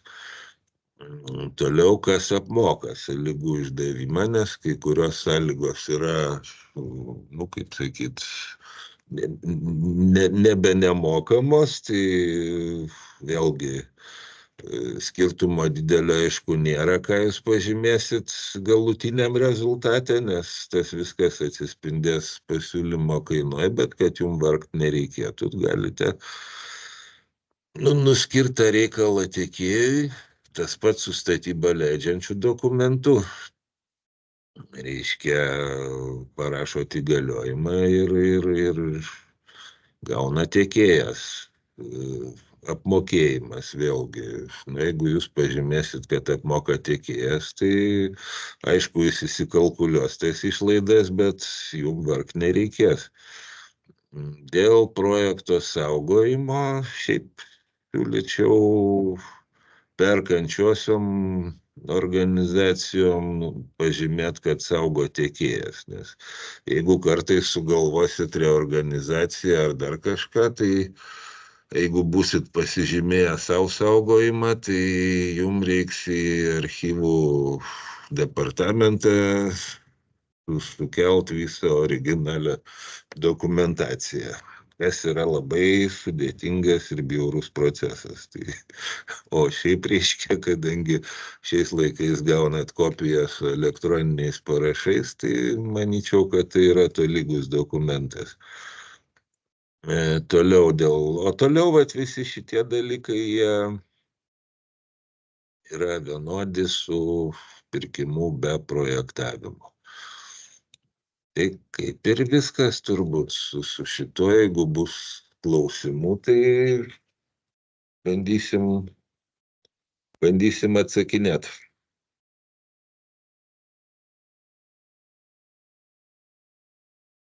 Tai ačiū pranešėjam už pristatytas skaidres ir turbūt galim dabar keliauti į klausimų atsakymų sesiją. Taip, keliaukim prie pirmo klausimo. Pirmas klausimas, ar EPC kataloge taip pat likę tik žalieji investicijų planų ir naudingumo sertifikatų ir pastatų projektavimo pirkimai? Ar tai galioja tik CPO? Čia gal aš galiu atsakyti? Aha. Taip, ta prasme, yra likę tik žalieji pirkimai. Investicinių ir pastatų sandarumo buvo du likę moduliai, kurie buvo dar su nežaliom kategorijom, tai šiuo metu nėra, visi žali. Būtent apie ką klausia. Investicinius ir pastatų sandarumą ir ekonominio naudingumo sertifikatų rengimas. Ačiū. Kitas klausimas, kas kiek laiko tikrinate, ar tiekėjai atitinka kriterijus, kuriuos jie turi atitikti, norint patekti į CPO ir EPC katalogus? Ar patikrinate vieną kartą, tiekėjas patenka į katalogą ir vėliau gali nebesilaikyti kriterijų? Gal aš irgi pakomentuosiu, kaip pasakyti, tikrinama ateinant, tada turim pareigą tikrinti kartą per metus, vėliau. Ką gal noriu pasakyti, kad tas tikrinimas sudėtingas, vat kaip tik šiuo metu, ne šiuo metu, vat praeitais metais, ane, pabaigoje ir dar dabar tas procesas tęsiasi, tikrinom būtent daugiabučių renovacijos tiekėjų atitikti. Sudėtinga, labai daug administracinio darbo, ta prasme, lygtais patikrinam, tiekėjas kažko ten, žinot, kaip pasakyti, nei ten jie skaito, nepateikia arba pateikia, bet netitinka, tada atmeti, po kiek laiko jie vėl iš naujo viską teikia, tai mums tas labai yra sudėtinga, bet aišku, stengiamės tą daryti. Tai dar tikrinam tada, kada gaunam kažkokių signalų iš išorės, ne? Tu prasme, konkurencinė aplinka, tiekėjai vieni kitus informuoja apie kito tiekėjo konkurento, sakykime, statuso kažkokį pasikeitimą, tai irgi tokiais atvejais irgi reaguojam, tikrinam, ką... Jo, ta prasme, taip pačiai stebim informaciją, ar tiekėjas nėra įtrauktas į nepatikimų tiekėjų sąrašą, į melagių sąrašą ir jeigu yra įtrauktas atitinkamai kreipiamės, nagrinėjam tas situacijas, ne, dėl ko įtrauktas ir visa kita, gal atkreipti noriu dėmesį, kad VPI numatyta apsivalymo galimybė tiekėjo, ne? Aišku, toks dar, kaip pasakyti,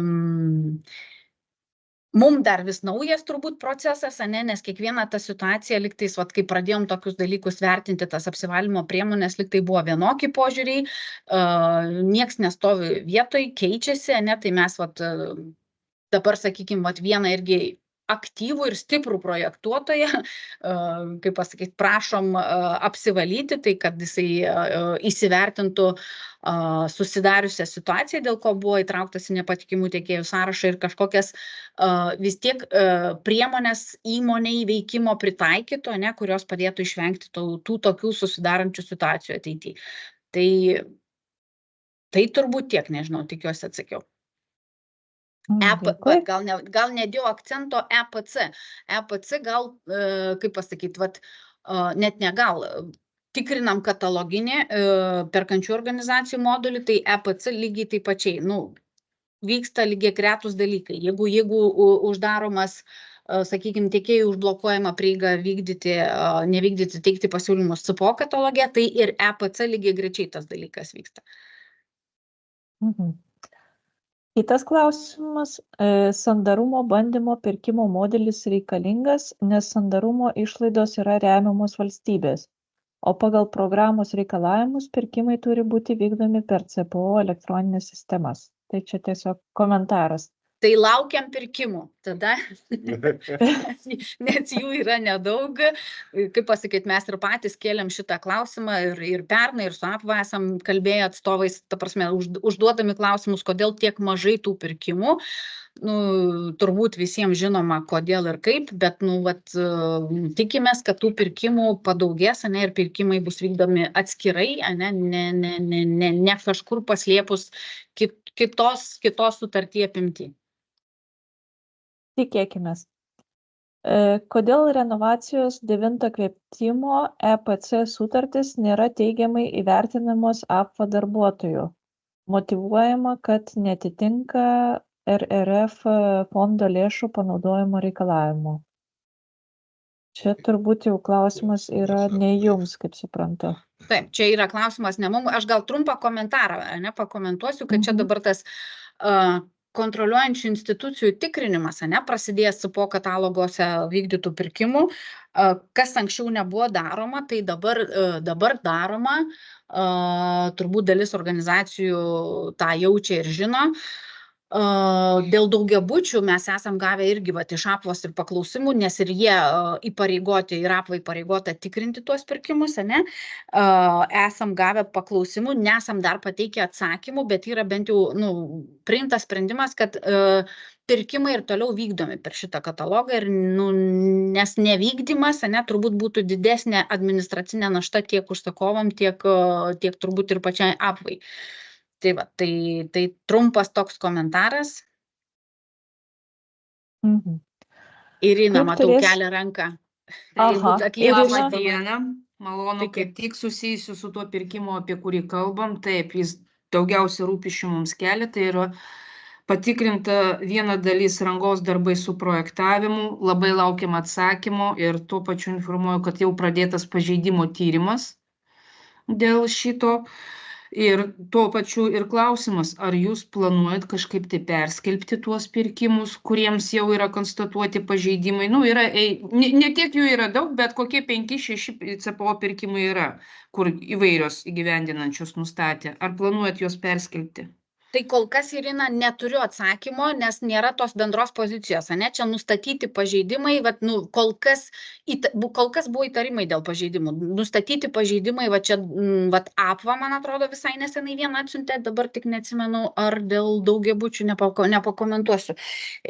Tai neturim dar sprendimo, ar, sakykime, mes tuos sprendimus kontroliuojančių institucijų skūsim, ne, organizacijos mastu. Tai jeigu bus toks sprendimas, kad skūsim, tai turbūt, nu, tai reikš, kad nieks nieko neperskelbė, o jeigu neskūsim, tai turbūt turėsim svarstyti, ką mes toliau darom. Ir čia galbūt, nu, kaip pasakyti, bendrai ir su jumis tame tarpe, Irina, bus sprendimai. Bijau, kad čia teisinė prasme bus labai sunku skųsti. Jūs negalėsite apskūsti tol, kol mūsų projekto vykdytojai nepaduos turbūt jūs į teismą. Nes kol kas tai mes tai projekto vykdytojams pažeidimus nustatinėjom, nu, idiotiška situacija. Ta prasme, idiotiškas procesas, nu, bet turim, ką turim, kažkaip. Mes, kaip pasakyti, mes bandom savo ruoštų, gal ne tiek, Irina, jūsų, bet vat, mes CPVA turbūt daugiau bandom, finansų ministerija, ne, bandom su jais kalbėti, kad nu, tikrai kvailas procesas tikrinimo prasme, sudėtingas ir nu, kad reikėtų sudėtingas. Taip, ir kad reikėtų ieškoti šito proceso tobulinimo galimybių, kol kas bent jau į APVA atsimušam, ne į APVA, į CPVA atsimušam kaip į sieną, bet nežinau, pažiūrėsim, ar pavyks kažką padaryti. Tvarko, jeigu ką, palaikysim jūs tikrai. Ačiū. Kitas klausimas, kaip turės elgtis užsakovas, jei gyventojai nepritars kainų indeksavimui, o IP pinigų nėra likę? Čia turbūt irgi klausimas ne jums, kaip suprantu, ar ne?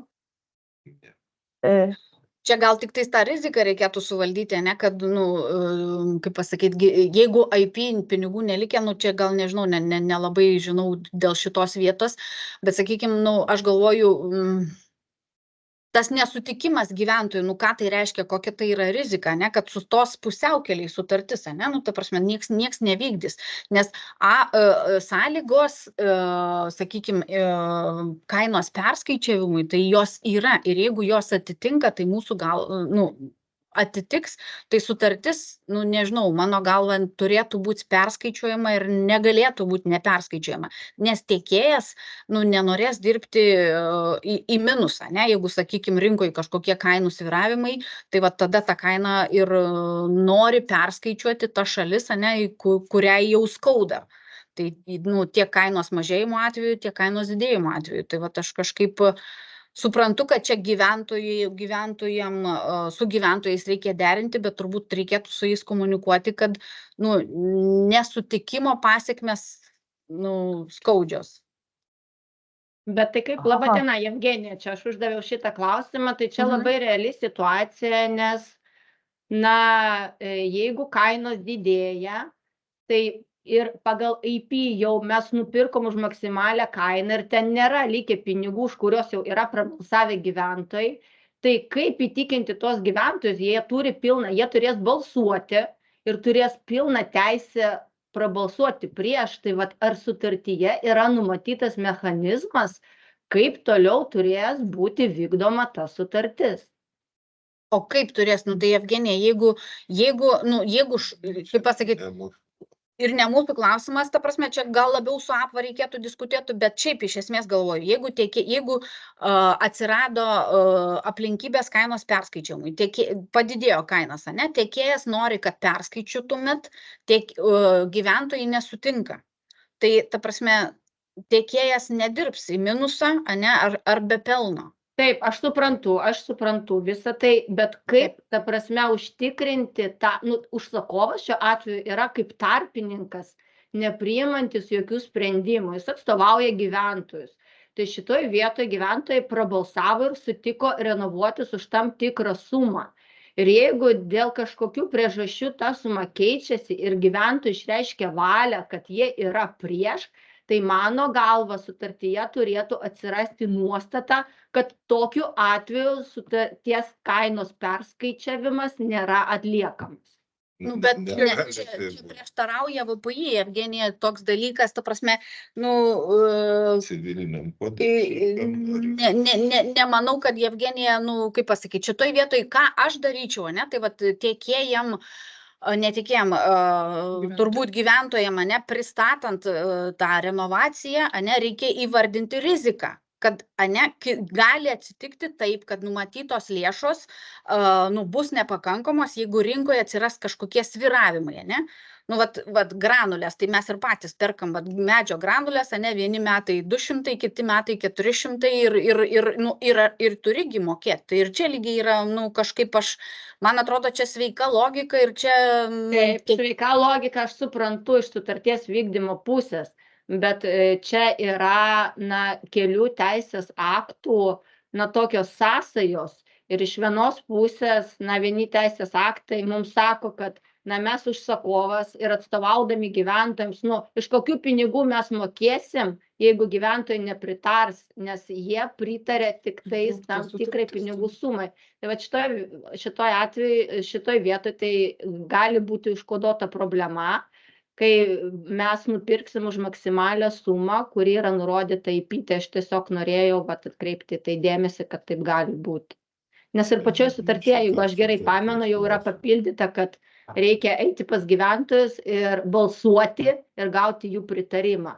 Tai viskas yra ok, mes jiems komunikuojam, bet gali atsitikti atveju, kai jie pasakys ne. Tai čia gali, tai ta prasme, bet tada tu tiekėjai. Bet kas mokės tada, užsakovas? Evgenija, aš negaliu pakomentuoti, kas mokės, ta prasme, iš VPI pusės žiūrint, jeigu atsiranda kainos perskaičiuojimo sąlygos, jinai turi būti perskaičiuojama.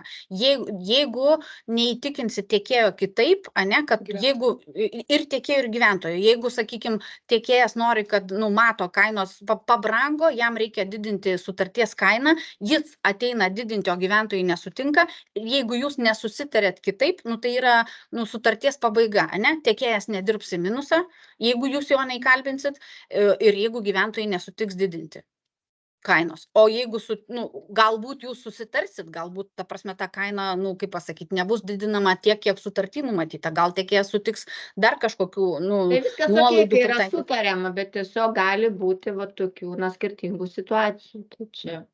Gali, mes puikiai suprantam. Bet žiūrėkit, atsiprašau, labai įsiterpsiu, reiškia, ką aš girdžiu. Aš girdžiu riziką, kur, sakykime, gyventojai gali nepritarti ir stoja visas renovacijos procesas ir mes turime Lietuvoje sustojusių vaiduoklių daugiabučių namų, kur įšaldyti yra pinigai, finansuotojai įšaldyti pinigai, dalis už renovacijos sumokėta, rangovas traukiasi ir toliau krenta ant pečių savivaldybių valstybės problema. Kodėl jūs visi APVA, CEPO, aš nežinau, valstybininkai nenorit sureguliuoti šitą, reiškia, tvarką, kad, sakykime, gyventojai pritardami dalyvauti renovacijos atnaujinimo modernizavimo programoje, pritarė, kad gaus valstybės atitinkamą paramą, atitinkamai kainos, reiškia, renovacija atliekama pagal tokią procesą ir kas metus perindeksuojama pagal euronormas ar ten, sakykime, Europos ar Lietuvos Respublikoje galiojančią kainos indekso lygį, reiškia.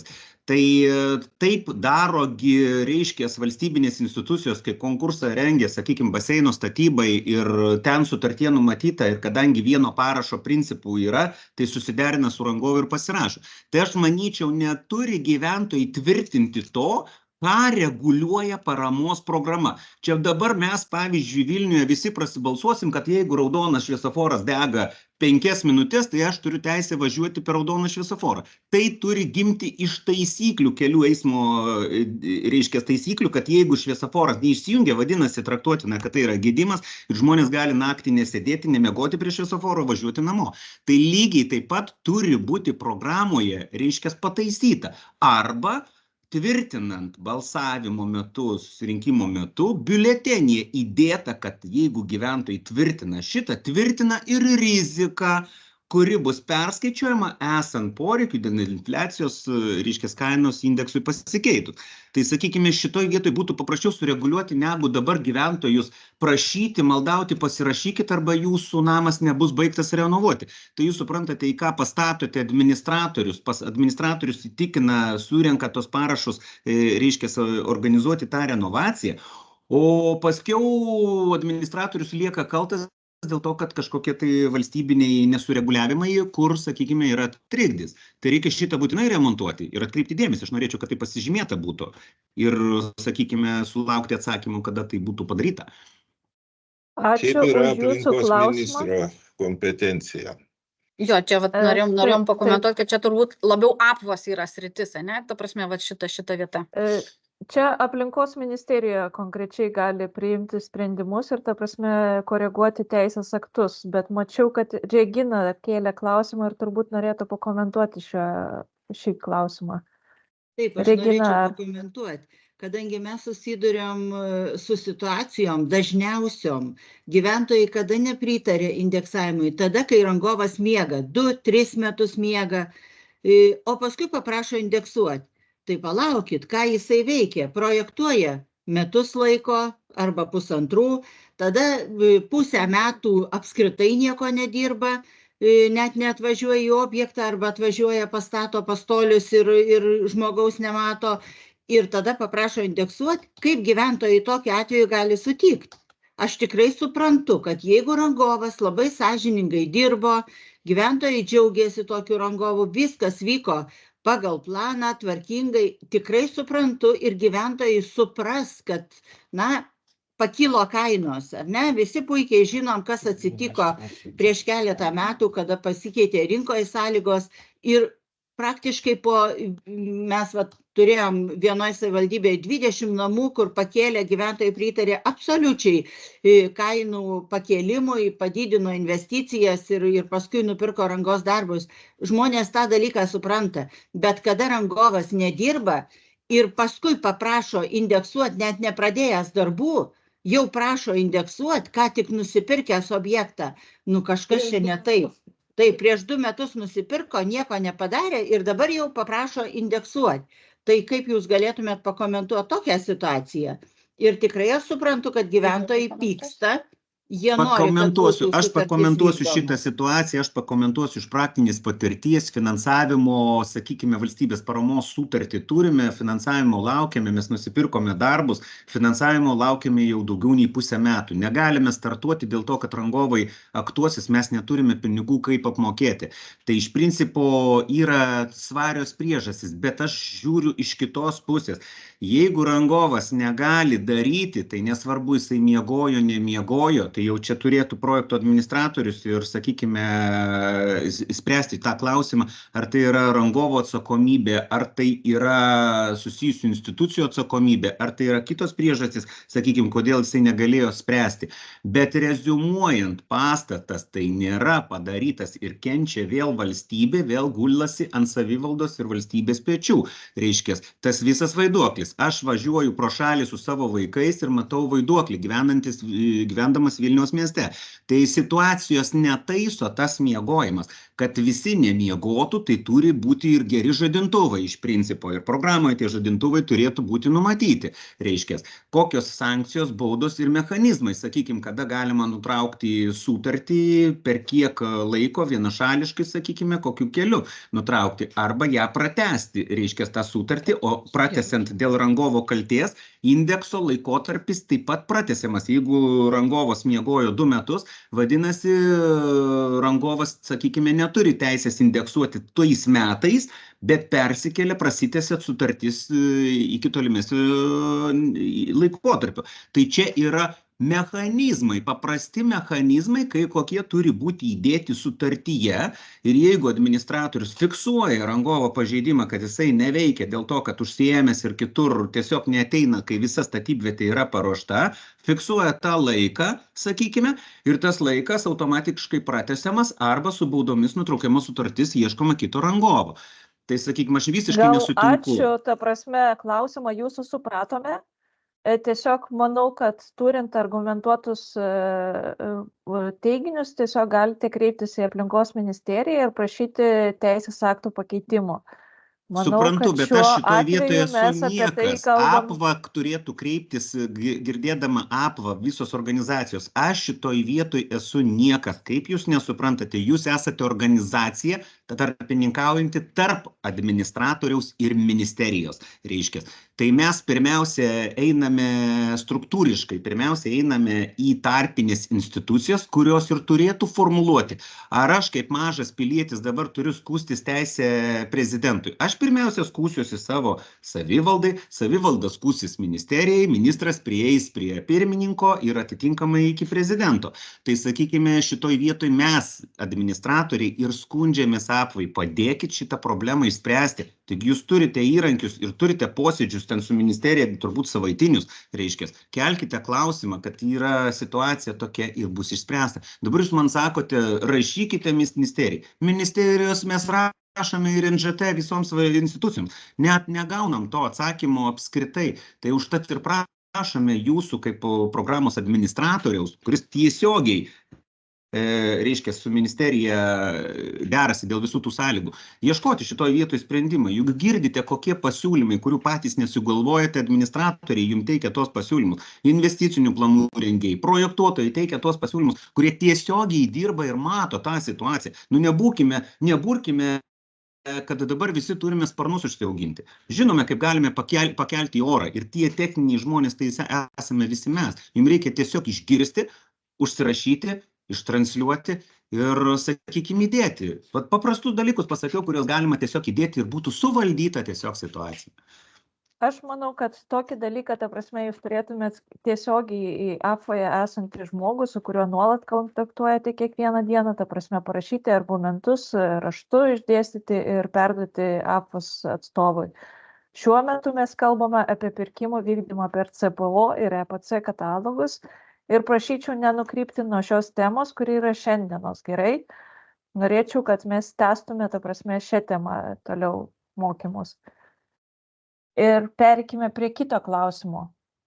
Kokia forma tiekėjas turėtų pateikti įrodymus, kad tikrai moka statybos techninio prižiūrėtojo darbo užmokestį objekte, tokį, kokį pateikė laimėjusiame pasiūlyme. Tiekėjas gali pateikti pažymą, kurioje gali parašyti bet ką. Kaip galėtumėte tai patikrinti? Nu, čia geras klausimas, mes, kaip pasakyti, patys sakėm, kad galbūt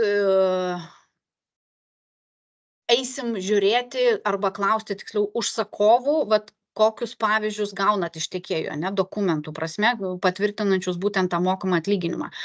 Tai žinodama, sakykime, šitos paslaugos tiekėjų rinką, aš turbūt nepasikliaučiau tik tiekėjo parašymu, bandyčiau ieškoti kažkokių kitokių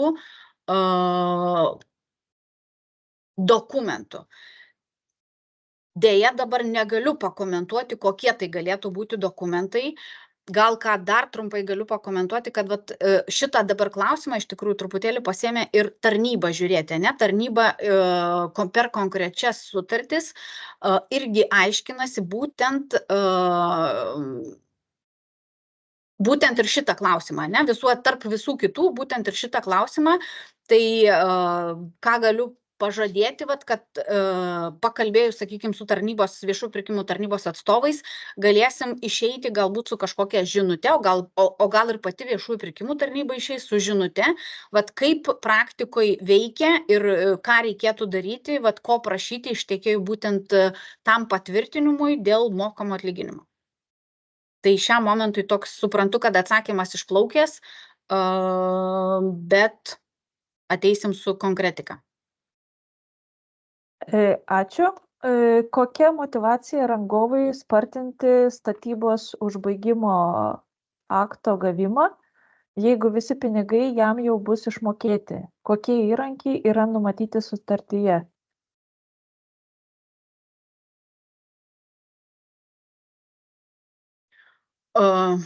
Žinokit, irgi negalim pakomentuoti, tai Kristina, jeigu, čia detalės jau labai, tai tą klausimą galėsim atsakyti raštu, jeigu jūs mums, Kristina, atsiųsit šitą klausimą, tai pakomentuosim raštu. Gerai? Gerai. Ir taip pat klausimas, kas turėtų mokėti už statybos užbaigimo akto gavimo procedūras. Tai užsakymo langėgi pasirenka, ar ne? Nebe tai. Užbaigimo. Šitas klausimas tiesiog kilo iš to, kad sutartyje kolegė pristatė atvejus, kokiais atvejais rizika mokėti tenka užsakovui. Tai ten buvo žurnalas ir kiti dokumentai, bet nebuvo statybos užbaigimo akto gavimo procedūrų. Tai todėl natūraliai ir kilo klausimas, kieno čia rizika. Pagal teisės aktus, tai yra užsakovo darbas šiaip jau mokėtų už statybos tai viskas yra užbaigimo aktą. užsakovo darbas. Bet, ta prasme, kaip mes susitarėm, čia klausimas tame labiau yra. Ir kad būtų aišku, nes ten sumos yra pakankamai didelės, dabar ten kainos sukilusios yra. Tai dėl aiškumo, jeigu jau, ta prasme, sutartis yra tikslinama, siekiant paaiškinti ir patikslinti, kad nekiltų ginčų ateityje, tai galima ir šitą procesą prašyti. O Jevgenija, kai mes su jumis sutartį derinom, jūs komunikavote apie šitą dalyką, nes galvoju, neužsidėjom akcento. Ta prasme, ar aš gerai, Jevgenija, suprantu, kad jūs norėtumėt, kad būtų galimybė sutartį užsakovui šitą apmokėjimą įpareigoti tiekėją, kad padarytų tiekėjas, kad tiekėjas įsikalkuliuotų į kainą. Tada visiškai griūna. Nes šitas dalykas yra visada diskutuojamas. Dėl to ir kyla klausimų, kad nenori rangovas ir dažniausiai eina teisės aktais, kad tai yra užsakovo, bet mes perkam paslaugą ir mes negauname papildomų lėšų būtent tokiom išlaidom. Tai tada tokiu atveju turėtų būti tam punkte, kur įvardinant, kad užsakovas turi mokėti ten už statybos žurnalą, tai manau, kad ten turėtų dėl aiškumo atsirasti ir kad statybos užbaigimo akto procedūros, kad nebūtų. Pasižymim šitą ir pasižiūrėsim, kaip galutiniam randui. Tiesiog sistemiškai ten, taip kažkaip. Žinokite, čia reikės pasitikrinti atidžiau šitą dalyką, nes pagal statybų įstatymą, aišku, tai yra užsakovo pareiga gauti statybų užbaigimo dokumentą ir atitinkamai už jį sumokėti. Ir jeigu sutarty nėra aiškiai parašyta, aišku, kad rangovai imti šitos prievolės, bet mes turim pasitikrinti iš lėšų tinkamumo pusės. Kadangi dabar šitos išlaidos bus finansuojamos iš RRF fondo, reikia labai atidžiai pasitikrinti, ar tai gali būti tinkama finansuoti, jeigu mes nurodysim, kad rangovas apmoka statybų užbaigimų procedūras. Nes ankstesniuose perioduose ES projektuose mes turėjom su tuo problemų. Tai apvai reikės pasitikrinti dar pagal paftą visą tai. Tai gal pereikime prie kito klausimo. Tuo atveju, jeigu defektų ištaisymo laikotarpio garantija yra pateikiama dalimis, ar sutartyje yra numatytas mechanizmas apsaugantis užsakovą nuo tiekėjų piktnaudžiavimų tuo atveju, jeigu, pavyzdžiui, po metų tiekėjas nepateikė pratęstos defektų ištaisymo laikotarpio garantijos. Čia aš grįžtu, aš žinokit, dabar mintinai nepamenu, gal irgi norėčiau, kad parašytumėt, bet man atrodo, kad yra delspinigiai už nepateiktą defektų užtikrinimą, yra numatyti delspinigiai. Tai jeigu dalimis, tai atitinkamai. Bet tiksliau atsakyčiau pasižiūrėjusi sutarties nuostatas. Klausimas yra labiau tada, kad nėra klausimo, kad jisai pirmą kartą, kai jau užbaigė visus darbus ir turi pateikti defektų laikotarpio tą užtikrinimo garantiją. Jisai pateikė, jinai galioja metus ir po metų jinai turi būti pratęsta.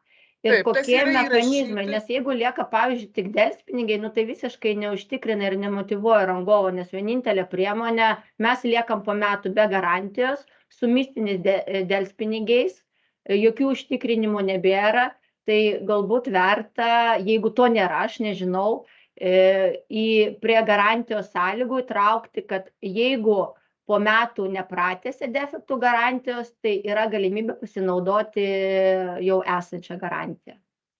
Nes iš bendrų nuostatų to pasinaudoti nebus galima. Jau sutarties įvykdymo užtikrinimo garantija bus jau atiduota, jau nebeturėsim mes tuo metu. Mokėtinų sumų neturėsim, delspinigius skaičiuoti galim, bet vienintelis išieškojimas per teismą.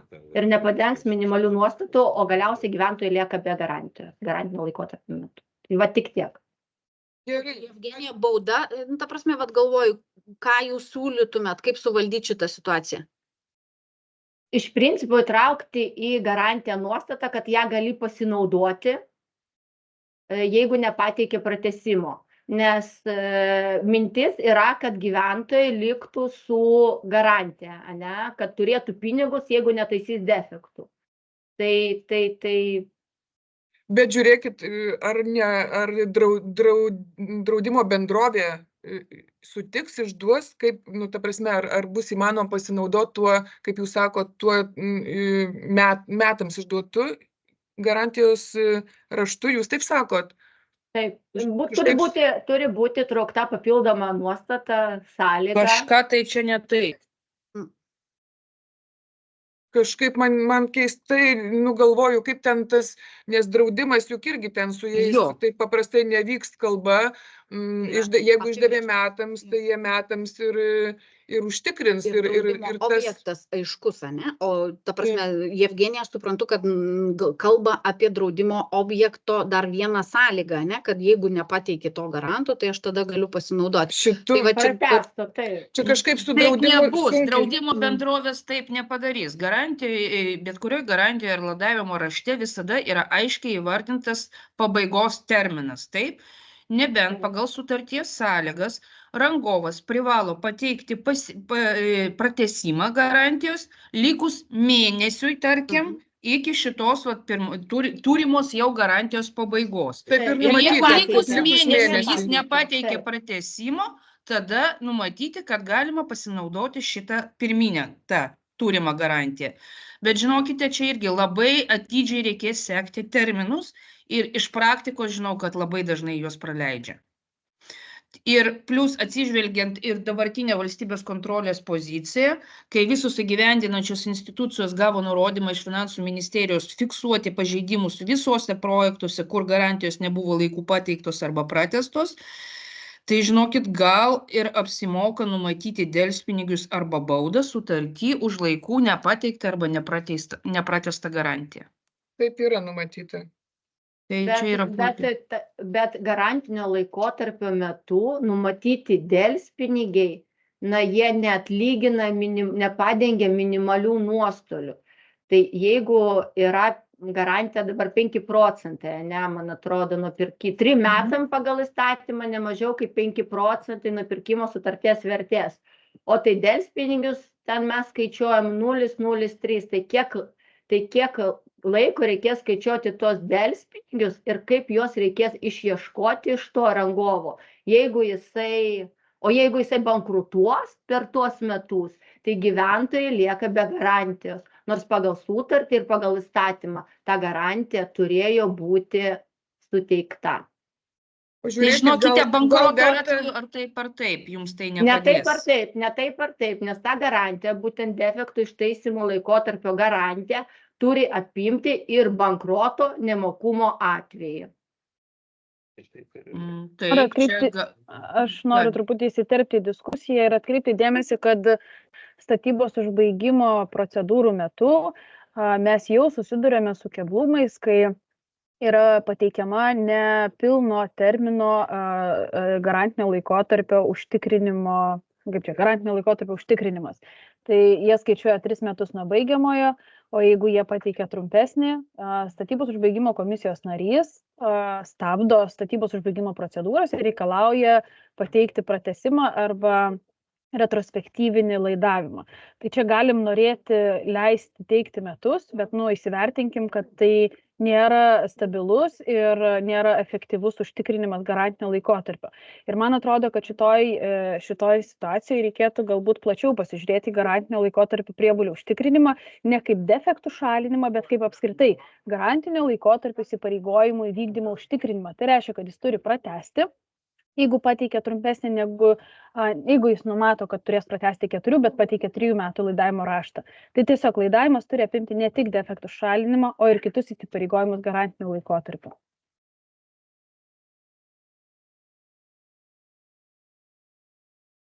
Turbūt galim jau pereiti prie kito klausimo. Kitas klausimas, gal galite plačiau paaiškinti, kas yra EPC katalogas? EPC katalogas yra katalogas sukurtas CPO ir skirtas neperkančiosiam organizacijom. EPC turi 2 katalogus, CPO katalogas perkančiosiam organizacijom, EPC katalogas neperkančiosiam organizacijom, kaip tai yra apibrėžta VPI. Ačiū. Kitas klausimas, kodėl prie pirkimo dokumentų tiekėjams nėra pridedamos asmens duomenų tvarkymo sutartis? Sudarius pirkimo sutartis ir pradedant derinti tas sutartis atskirai tiekėjams, kyla daug klausimų. Gal būtų efektyviau asmens duomenų sutartis išviešinti jau pirkime? Nebuvom pagalvoję apie tai, reikėtų tiesiog pasvarstyti, nes toks visai naujas klausimas mums. Gerai. Perduokit klausimą. Kitas klausimas. Elektroninio statybos žurnalo pirkimo valstybė nekompensuoja. Iš kokių lėšų jį pirkti? Įpareigojimas tai daryti, manau, užsakovo netinkamas. Čia turbūt irgi ne mūsų klausimas ir čia gal labiau APVA galėtų pakomentuoti, nes, kaip pasakyti,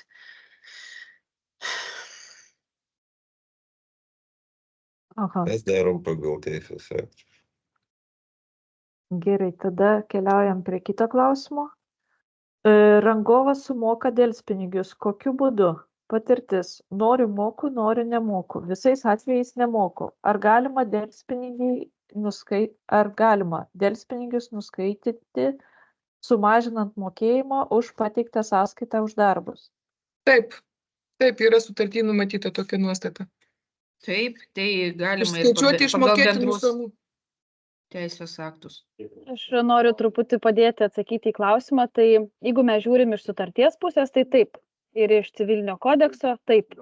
Mes galime atlikti vienarūšių priešpriešinių reikalavimų įskaitimą. Kai mes kalbam apie priešpriešinių vienarūšių reikalavimų išskaitimą iš mokėtinų sumų už projektavimo darbus, mes turime keblumų su aplinkos projektų valdymo agentūra, nes mokėjimo prašymai su padarytų įskaitimu yra nepriimami. Tai čia tokia plačiai auditorijai ir APVA noriu ištransliuoti dar kartą žinutę, kad jūs irgi turite paisyti sutarties nuostatų ir leisti prašyti sumokėti mažesnę sumą, negu jinai yra sąskaitoje už atliktus projektavimo darbus. Nes mes įskaitimą turime teisę daryti tiek pagal sutartį, tiek pagal įstatymą. Ir APVA negali neleisti to daryti. Tai čia tiesiog prašau ateičiai išeikite su žinute aiškia, su savo specialistais, su ekspertais ir leiskite faktiškai tą daryti, nes teorija leidžia. Ačiū už komentarą. Pereikime prie kito klausimo. Kainos perskaičiavimo būtina išbraukti. Rangovas turi prisijimti riziką. Papulsime su perskaičiavimu į kitą situaciją, kai projektas sustos ilgam. Logika netitinka realybės, kviesime dalyvauti butų savininkų susirinkimuose dėl kainų indeksavimo.